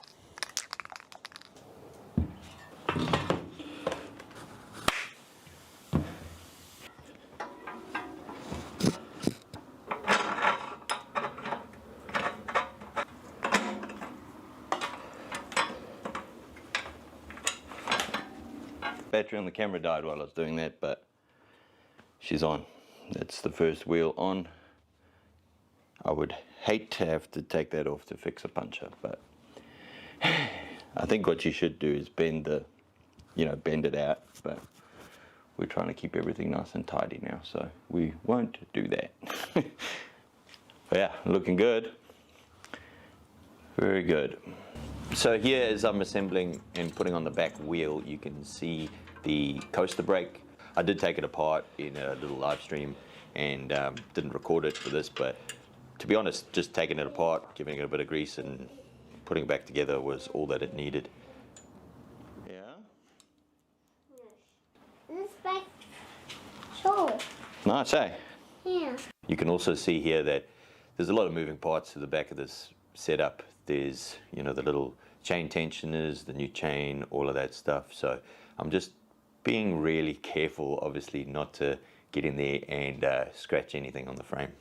Obviously, once you got the chain on, you need to make sure it's nice and tensioned. So that's what these little really beautiful pieces of equipment are. So I'm just, you know, tightening each side of the wheel so that the chain is nice and tight.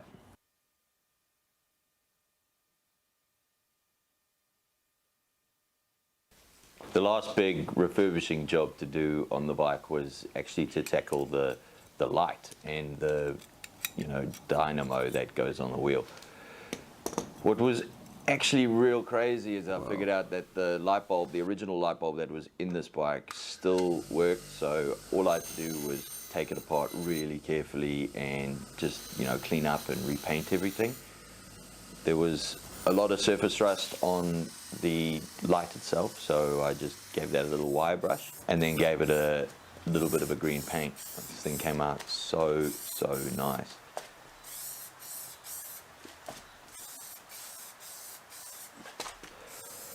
The glass underneath was obviously just full of mold and gunk and everything, so I tried to give it a bit of a clean up and realized that it was actually also the seal that was in there that had kind of deteriorated and was, you know, making everything look dirty. So I decided to very carefully get in there and pop the glass out and redo the seal.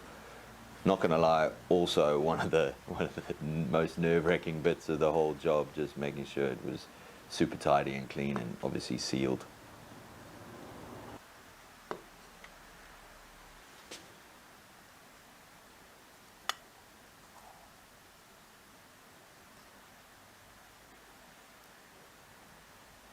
So this is pretty exciting. I've been trying to figure out what bike this is the whole time. Like, it's countless hours of Googling and everything that I think. But I was doing literally like cleaning up the last piece that I had to clean up, and I found, if you can see that, it says Phillips just there on the handbrake. So I googled Phillips handbrake, and I found this. It's literally exactly our bike, same everything. Color's a little bit different because obviously I didn't have this reference, but that's it. It's so sick. This one in particular is from the 1930s, but I still think mine is a little bit earlier than that, just because of all the pieces that I found and the little bits that are different with this. But oh, that's crazy. It's also sick because I got now reference to where everything goes. Crazy that that's like the last piece. The little mechanism for this handbrake is pretty cool. It literally just sits on two little pins, and then as you pull the lever, because it's all hard fixed together, it pulls those brake pads up onto the rim. Not the sharpest brakes in the world, but it was great to get in there and get this mechanism working like it should.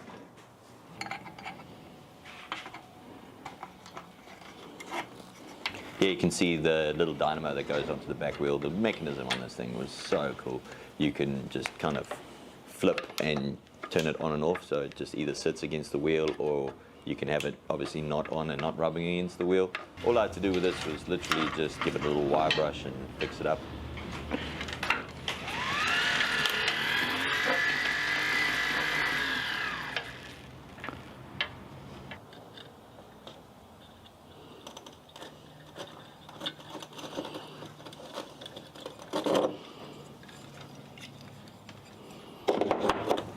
The last little job with the light was just running a little bit of wiring. I went for some wire that I found around the shop over the old stuff. The old stuff was just a bit, you know, exactly that old, and the plastic had kind of decayed. So this should give it maybe 100 more years of life. Nice up-to-date wiring. I ran the wire right underneath the top tube just to keep it out the way. I used some double-sided tape just to hold everything in place nice and neatly. Okay, so you just push this, it goes on the wheel, and then we go back a bit for the moment of truth.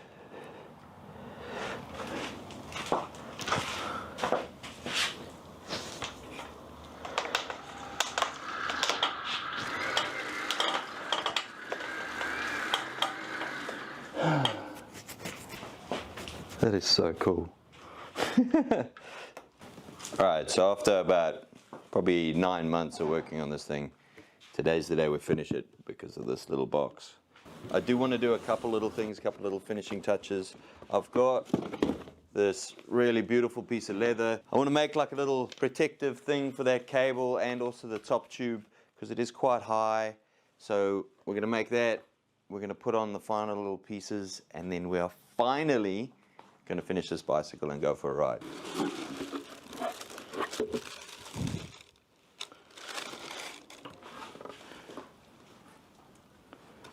How nice is that? The last piece of the puzzle. So that little sheet that I put on over the top of everything, it worked and it was fun to make, but in the end it kind of ended up scratching the frame when it moved around a little bit because of those fixtures, and also it wasn't the same color as the seat that I bought. The seat was the showstopper, you know, it was the most expensive thing I put on this bike, so I ended up taking it off at the end.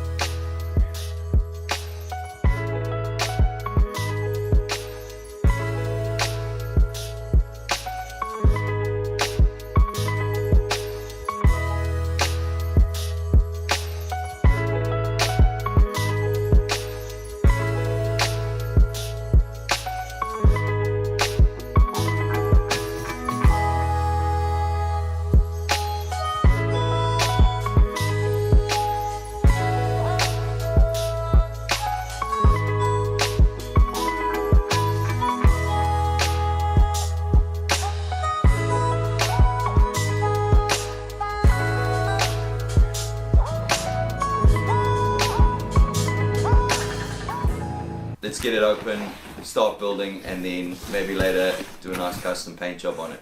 So basically what this kit is it's everything you need to build the frame. So it's got lugs, so the main bits of the bike, all the bamboo pieces, and a jig, and instructions, glue, the whole lot. So those are all the lugs. Alright, let's have a look. Really impressed with the instructions on this one. It's super detailed every step of the way with nice instructions and diagrams that you can see what's going on.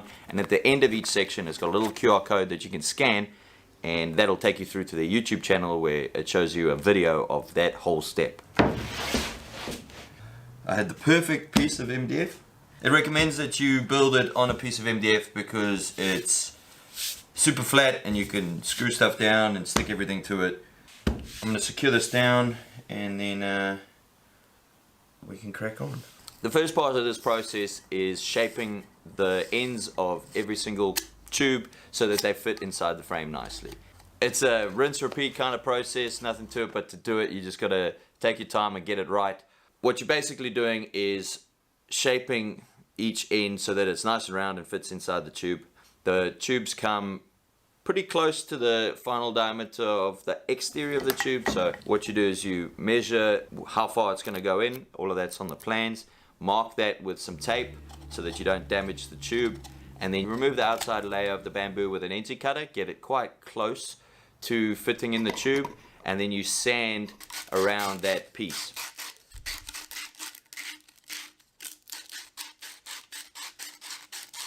Once you've sanded and you've got kind of close to fitting, the last step with this process is getting in there and just filing a nice hard edge that your bamboo's got to sit up against it. In the beginning I used a metal file, which was not the way to go. I went out and bought myself a nice sharp wood file, and this worked really nicely.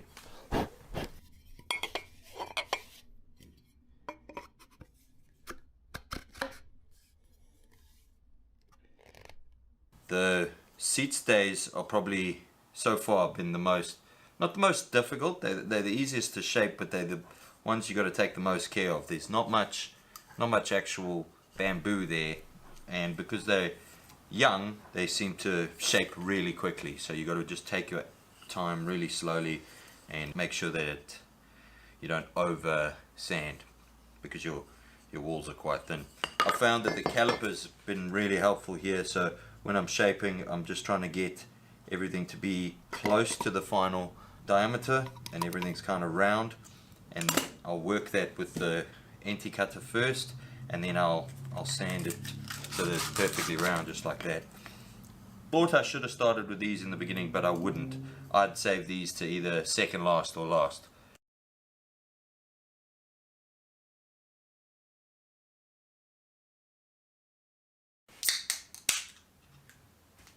I'm glad that's over.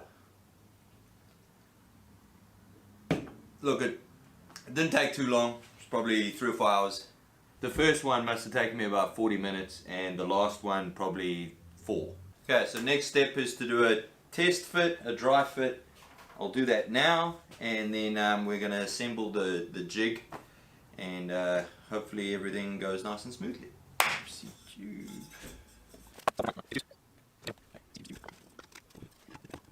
Okay, so I've got a little bit of a gap here, but I think what you got to do is just kind of finesse it a bit, because obviously these aren't straight. Like if you look at this one, oh sorry, like if you look at that one, it's got a bit of a kink to it, so I just got to get close.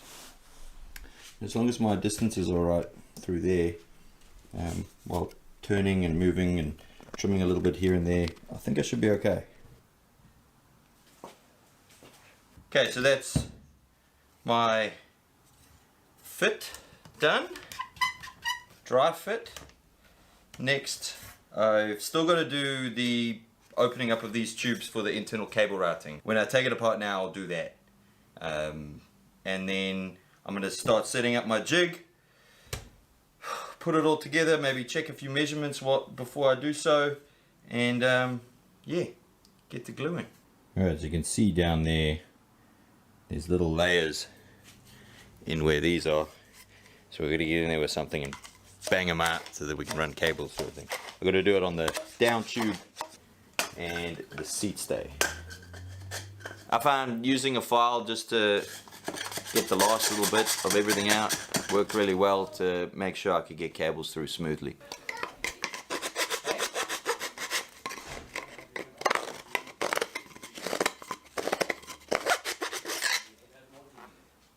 So the last little step that I did before building the jig was just wrap all my bamboo in some masking tape. That'll just protect it later when we go to glue.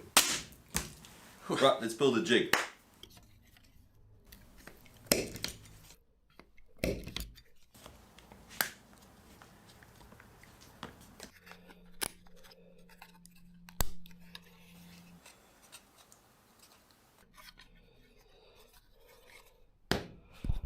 It's enough for today, I think. I'm knackered and I'm just going to be making mistakes. We don't want to do that once we start gluing. It's been a pretty awesome experience so far. Even though it's a kit, I am feeling like I'm building the bike. I don't think I could do this without the kit, even though I am quite competent with the tools. Yeah, pretty excited so far. Let's wait for tomorrow. Right, day 2. I'm so glad I stopped last night. I was just starting to rush and make mistakes and all that kind of stuff, and I was going to break something. Moral of the story here, and I think it goes without saying, just, you know, take your time with this thing. You've got it to do the build. So enjoy the build. There's no reason to rush. I'm going to finish building up this little frame. I've got new plans to put down. Yeah, let's take our time, get back on track, and build this thing. Okay, so like I said earlier, this plan that I got was slightly out of scale. So I messaged James at Bamboo Bicycle Club, and he messaged me back straight away saying that that's something that they haven't had before. They just changed their printer, so maybe a little bit of teething on that issue, but he was going to send me out a new plan that day. The only issue is that I'm on the other side of the world, and that would have taken about a week. So instead of that, he sent me the plans to print myself here in town. Another issue with that is that it's Saturday and obviously nothing's open. I could wait till Monday, but I really want to crack on with this. I'm going to try and print it in A4s and line it up, just take my time and see if I can achieve that. If I can't, I will wait for Monday, but I really want to crack on. Okay, I think it actually worked.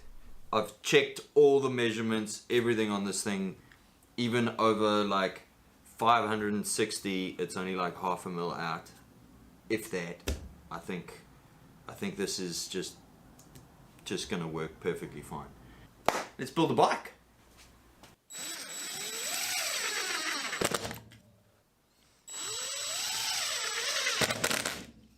Alright, so I think I'm gonna rework all the pieces again with the jig all set up. I think that what's happening, you know, because bamboo's not perfectly straight, there's a lot of tension in the frame when I try to get it into that place. So I'm going to work to get each one to fit on the jig in the frame, and that should give me a good starting point to then glue it all together. So this is the dry fit of the back triangle or rear triangle. I'm going to try it because these measurements are super important. They're all the same and this is all straight. So I've taken the wheel off my gravel bike. It's the same wheel that will eventually go on this bike, and I'm going to install the dropouts, put it on so that I can see that as it's sitting now, everything is straight. Very hard to show you, but it seems to be running right in the middle. Okay, so I think I'm done with my dry fit. I need to kind of remember that it's not quite an exact science, it's a bit of a craft. So there's a little bit of leeway here and there. As long as certain things are perfectly straight, that'll be fine. You're never going to get absolutely perfect stuff with bamboo. I think I am ready to glue, so I'm going to start and I'm going to glue this front triangle up. Yeah, a little bit nervous, but not going to finish if you don't crack on. So preparation is key when you set up to glue. So just make sure that you've checked all your measurements, you've done countless dry fits on this thing, that your jig's perfect, you've got all your glue and pieces ready to go. With this glue, you've got about half an hour till it kind of starts to harden up, and then you can still kind of move stuff till about 3 hours afterwards. So you do have a little bit of leeway, but you just want to be nice and prepped when you tuck into this thing.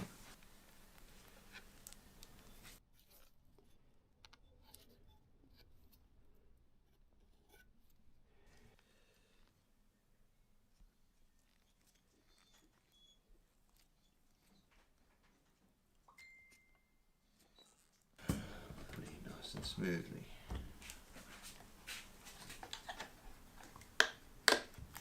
Forgot the cables.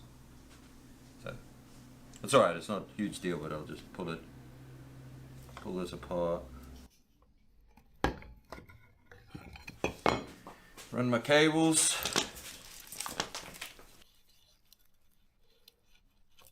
It's the fact that both of us forgot. So busy with doing it.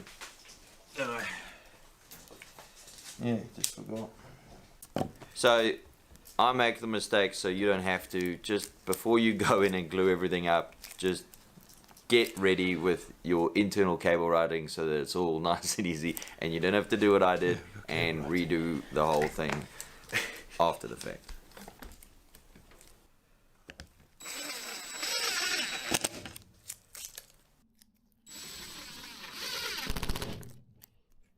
And then every step along the way, I just make sure that all the joints are nice and clean of excess glue, and then I actually can go in there and tape those up so they don't move once the jig kind of settles in. Okay, so that's the front triangle glued up. I went together quite nicely. Of course, I forgot to put the cables in. Now we can start with the rear triangle, which is probably the most important bit. So with this, just checking my measurements, checking that everything's nice and straight is going to be absolutely key. I might do a quick dry fit and then glue up.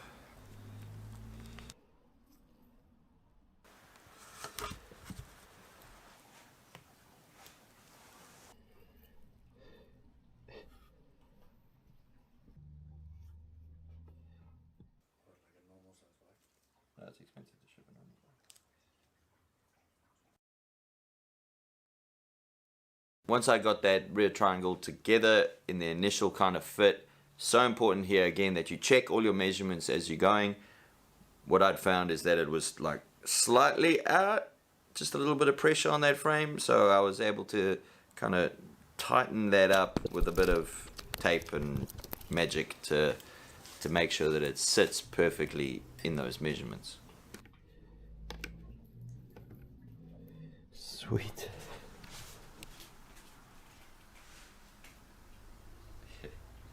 I'm knackered. It was a lot of work to get to this point, and now it's like point of no return, I guess. I think I can check it in like 3 hours to double check the measurements on the back triangle. But yeah, for now that's it.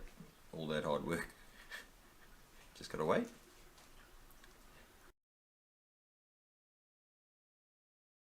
Right, so it's been 2 days. The plans recommend that you leave it overnight and then you can take it out of the mold. That's at 18 to 22 degrees Celsius, which we have not had here. It's the middle of winter. I think what we're going to do is take it out the mold, remove everything, remove all the tape, and we can tidy up the shed and have a good look at it. I'm very excited for this, also very nervous.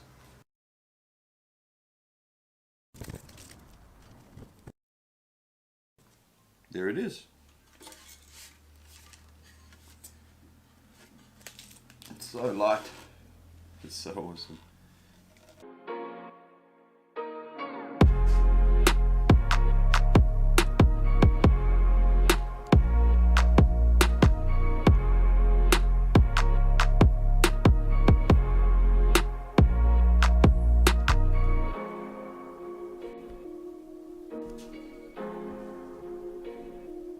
So I'm like 90% sure about what I want to do with the paint job on this thing. There's two things I'm worried about. Number one is whether I can actually achieve the look that I want. And then number two, if it actually looks good with the raw bamboo. So what I'm thinking I'm going to do is I'll use the fork as a bit of a dummy and do a test paint on that. Exactly the process I would do on these. And then while I do that, I can prep this for paint. There's a few little jobs to do around here, a little bit of sanding, that kind of stuff. So let's crack on, eh? So I'm just masking off some of the black bits that I want to keep using just normal electrical tape. I find this stuff gives us a really nice edge. And then I masked off all the important bits that I really don't want to get any paint. After a little sand, I hit it with some sprayed out black, pink neon. This stuff gets everywhere, so it's super important that you get your masking absolutely dialed and spray this away from anything that you could possibly end up getting it on. I'm really happy with how this all kind of came out, and time to move on to the next plan. Kind of changed my mind again. I'm going for like Pete my drain kind of vibes here with like block colors and then the black bands. So what I'm doing is I'm just masking, or at least starting to mask off the bands, and then I can mask off everything else, like all the bamboo and the bits that are gonna get painted. I think I'm gonna do like white, blue, yellow, pink, black. I think that's the go here. Just simplifying it up a little bit, because like with the bamboo already there's a lot going on, and then you're kind of highlighting the fact that it's these individual pieces put together with the bamboo. So once I finished all the masking, I started off with the first part of the paint. The process here is kind of going to be paint one piece, get it nice and dialed, and then mask that off and paint the next bit. So a bit of rudimentary masking going on here with a bit of a plastic bag and some tape. Like I said before, the stuff gets absolutely everywhere, so you got to be pretty good with your masking. This blue color is really lovely as well. Probably my favorite sprayed out bike paint to paint with. They all kind of seem to be a little bit different with their formulations.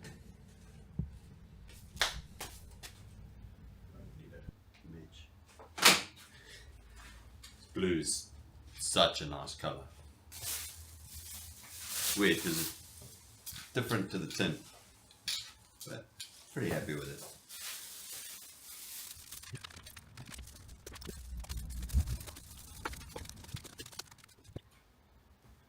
Okay. The next colour on the list was the neon yellow. I painted the drive side dropout with that, and then repeated the process with the opposite side with a bit of neon pink to give it that little bit of accent, and also tie it a little bit to the fork. Okay, so that's all the paint done. Well, for now.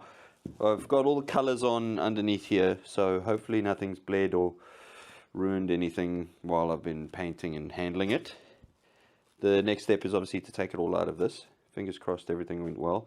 And then I've ordered a clear coat that's going to go over the whole thing once this paint kind of hardens up. I normally like to leave the paint for a good few days, so over the weekend should be fine. And that just gives it a chance to like really harden up, and then you hit it with a clear coat over that. So, but yeah, let's whip it all out, and hopefully she has gone pretty smoothly and looks like what I want it to look like.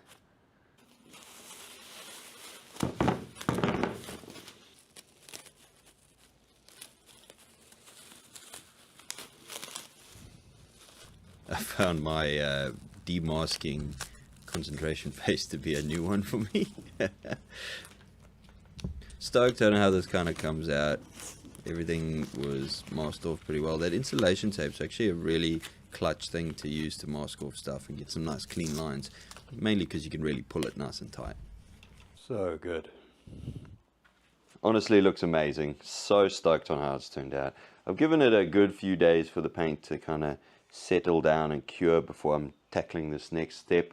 The next step, well, the real next step is I've got to put in these inserts for the bottle cages. Little steel inserts like that, and we glue them into the frame, but I've painted a few of them black last night. And then the big decision was, where do I put the bottle cages? Because, you know, gravel wise, ideally you want them quite low down, so you could put a little half frame bag up the top here.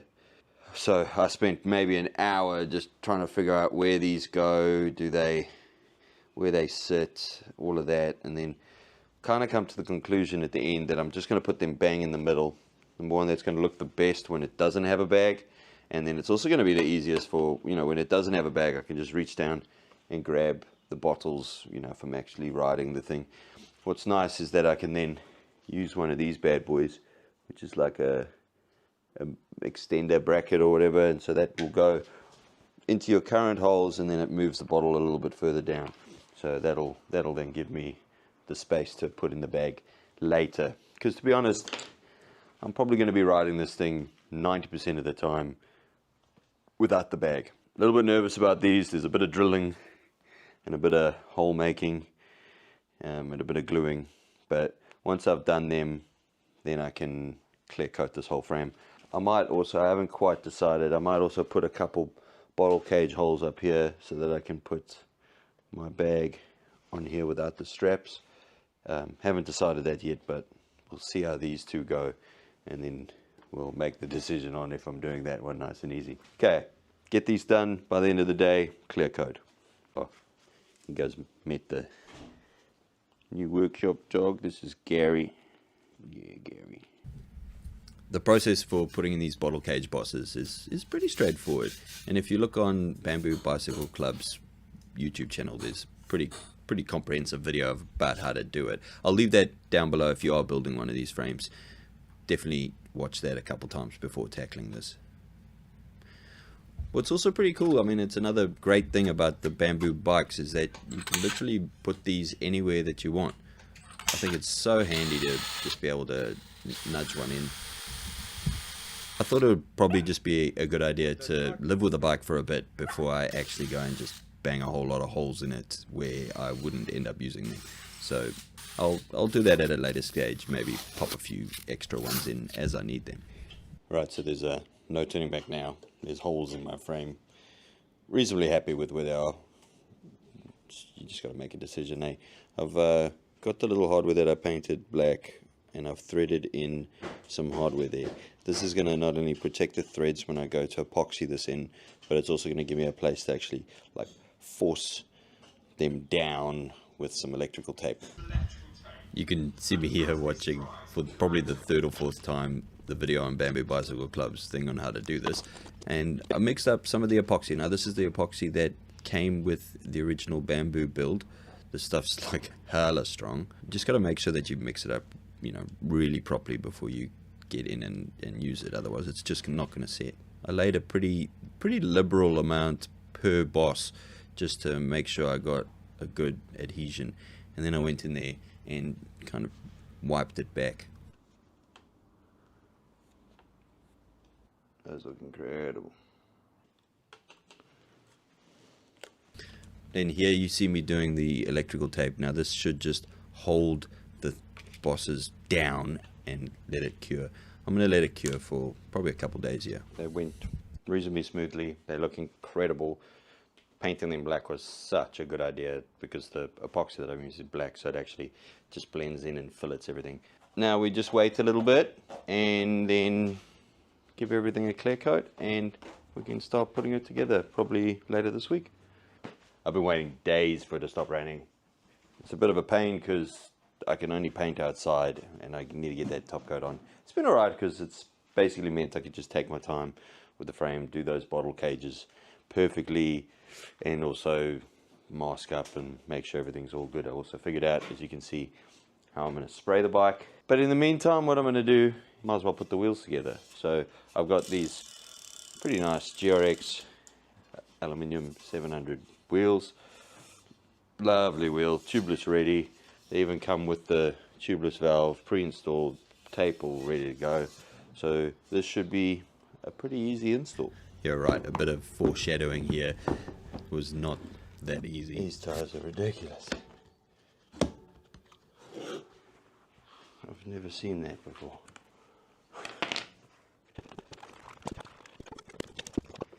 Those are never coming off.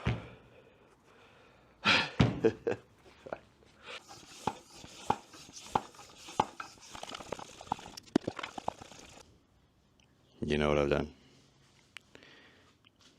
It's on backwards.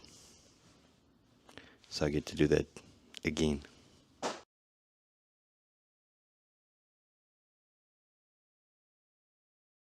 All good, just in time, sun's come out. Let's go spray this bike, eh? Okay, I finally got some sunshine. It's hella windy, that's why you're all the way over there. I want to get into this 2K on my lens. I've already got a couple blue specks on it already. So the goal here is to get like absolute coverage. What I'm doing is locking in the paint and protecting the bamboo. That's the goal with this stuff anyway. So I want a nice even coat. I'm probably going to have to do a couple of them, but as much coverage as possible. This whole can's definitely going to get used. This is actually super important. If you get a lot of moisture in your bamboo when it's not protected, you get a lot of movement, which then leads to cracking of the frame. So really taking my time to make sure I get absolute coverage. Okay, it's looking alright. I'm going to go get the fork. What's nice about this stuff is it goes on glossy and then dries back to clear. Last coat, it sounds like. Not much left in the can. Just got to focus again on the bamboo, but more on like the joins, any places that stuff can ingress. And I'm just going to pretty much dump the whole can.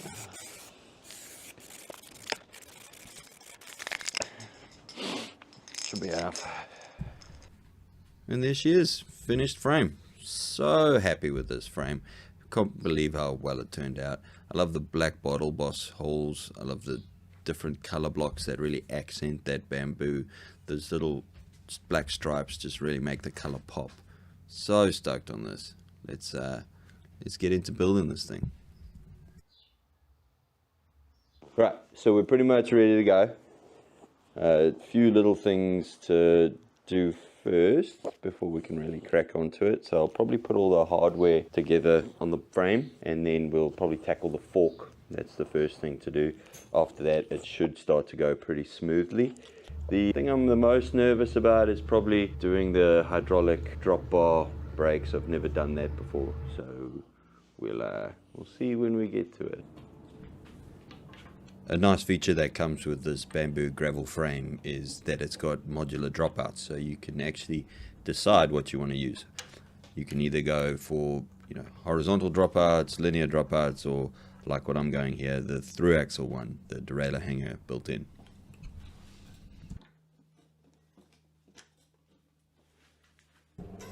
And welcome to the section of Julian doesn't have the right tools for the job. The first one that I did was putting on the crown race. And I kind of cheated a little bit here by putting the crown race in the oven at 200 degrees for 10 minutes and then letting it expand so I could kind of push it onto the fork itself and then just lightly tap the last little bits with a rubber mallet. Just being super careful here not to, number one, make it go on skew, but also not chip my paint. Worked well enough in the end. The second thing that I really don't recommend doing is banging in these headset cups with a mallet. I mean, yeah, I've done it every single time I've built one of these bikes, and it does work, but you've got to be so careful. Yes, I should probably get the right tools, but they are quite expensive. So if any tool companies wanna talk, I'm down to chat.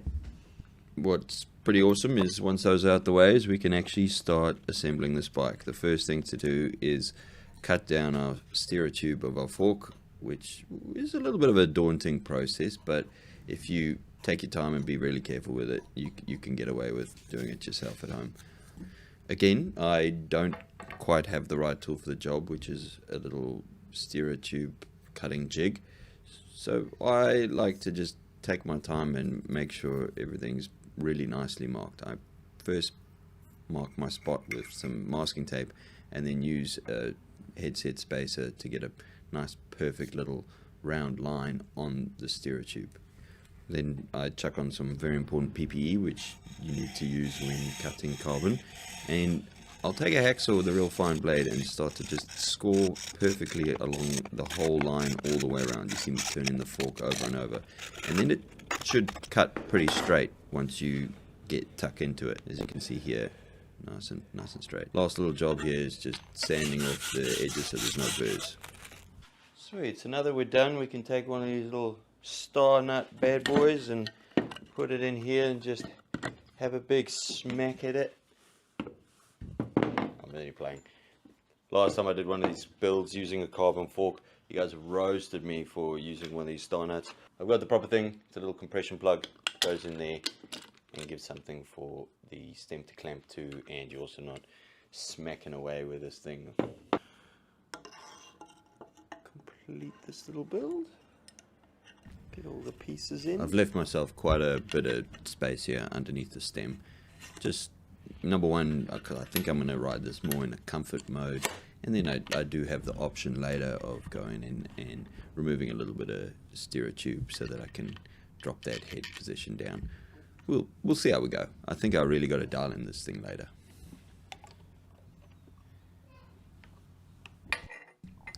So this is a gravel specific handlebar that I'm chucking in here.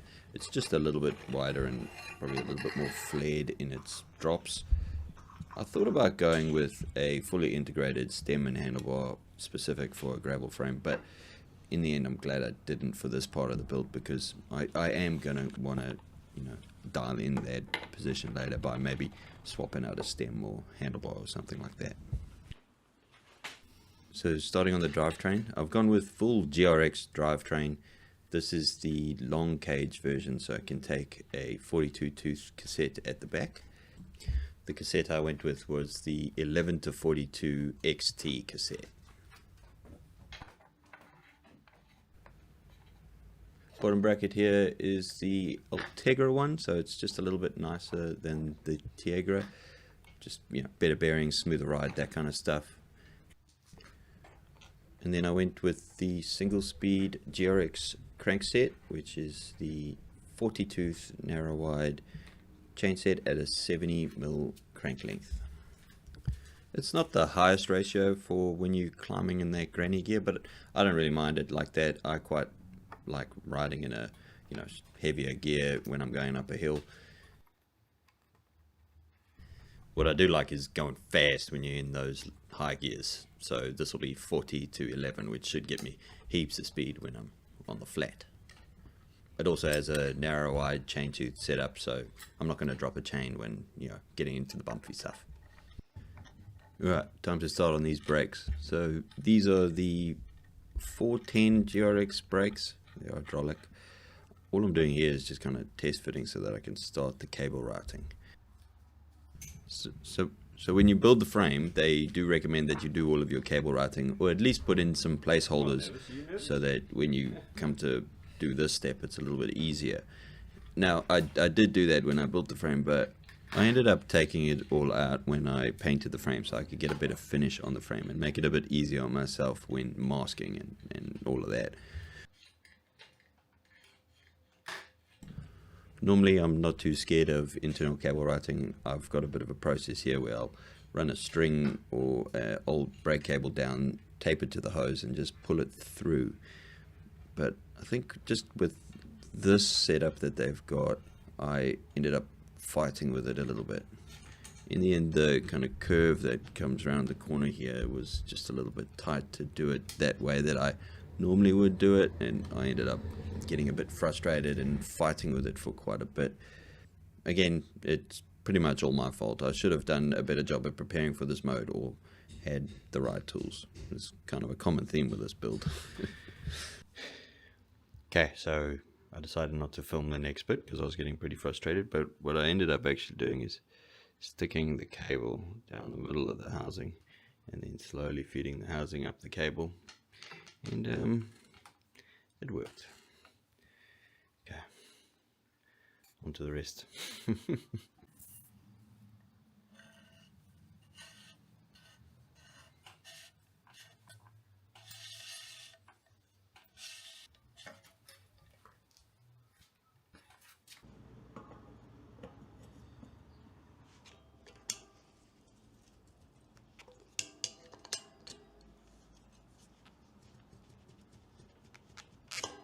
So that's the M8000 11 speed, 11 to 42. Very nice looking cassette. It's the XT.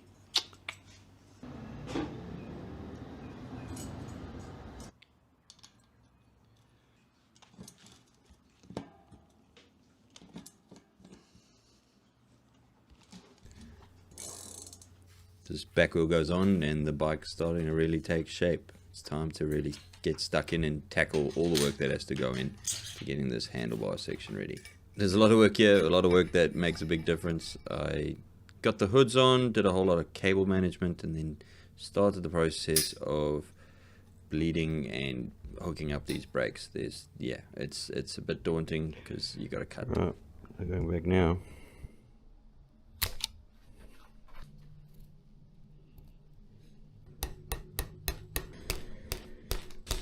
I decided to start with the front brake just in case I messed this whole process up, and then I didn't have to go and reroute all those cables all the way to the back.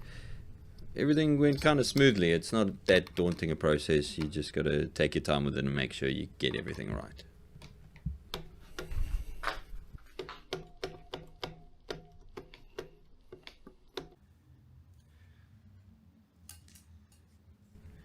I then ran the cable housing for the gear shifters, used that same process that I used for the last one. Much easier than what I was doing before, so I'm quite glad I actually did that. Otherwise I would have just given up.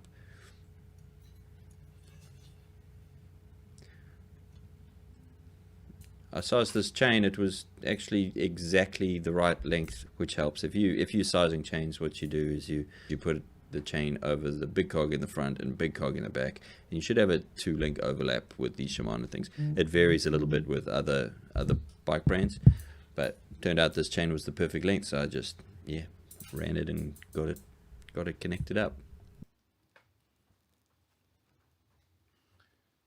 The GRX stuff is just so easy to adjust and use, so 2 minutes later tightened everything up and had my gears running super smoothly.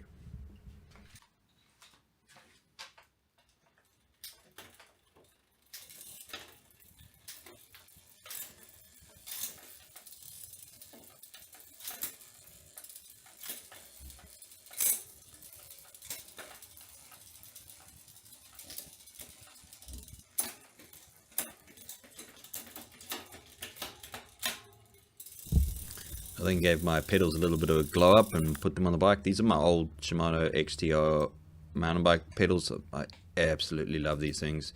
I've used them for thousands of kilometers. I think it's like the 6th bike that they've been on.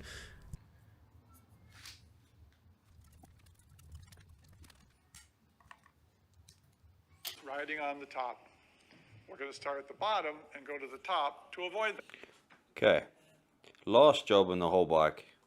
We're going to do some handlebar wrapping. I've only done this like twice, so I'm going to watch some more Park Tool videos and refresh myself, and then just do it. Just do it, and then the bike should be finished, which is very exciting.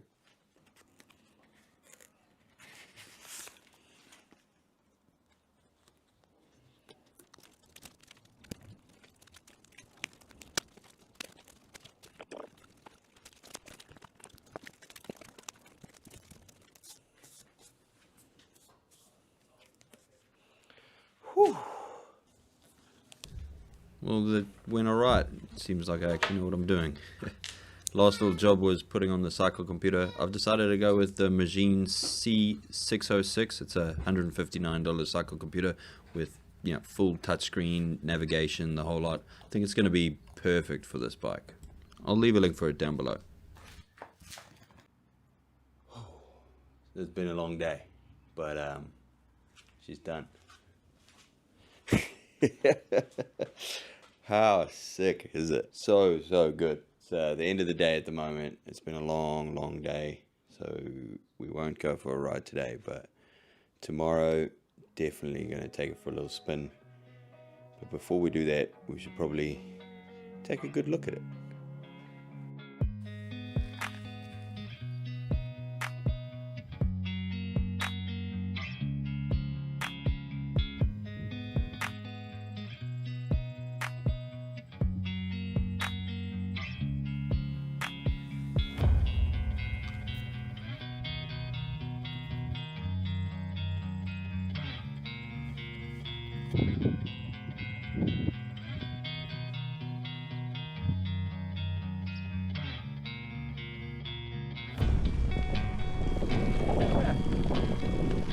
It's pretty cool.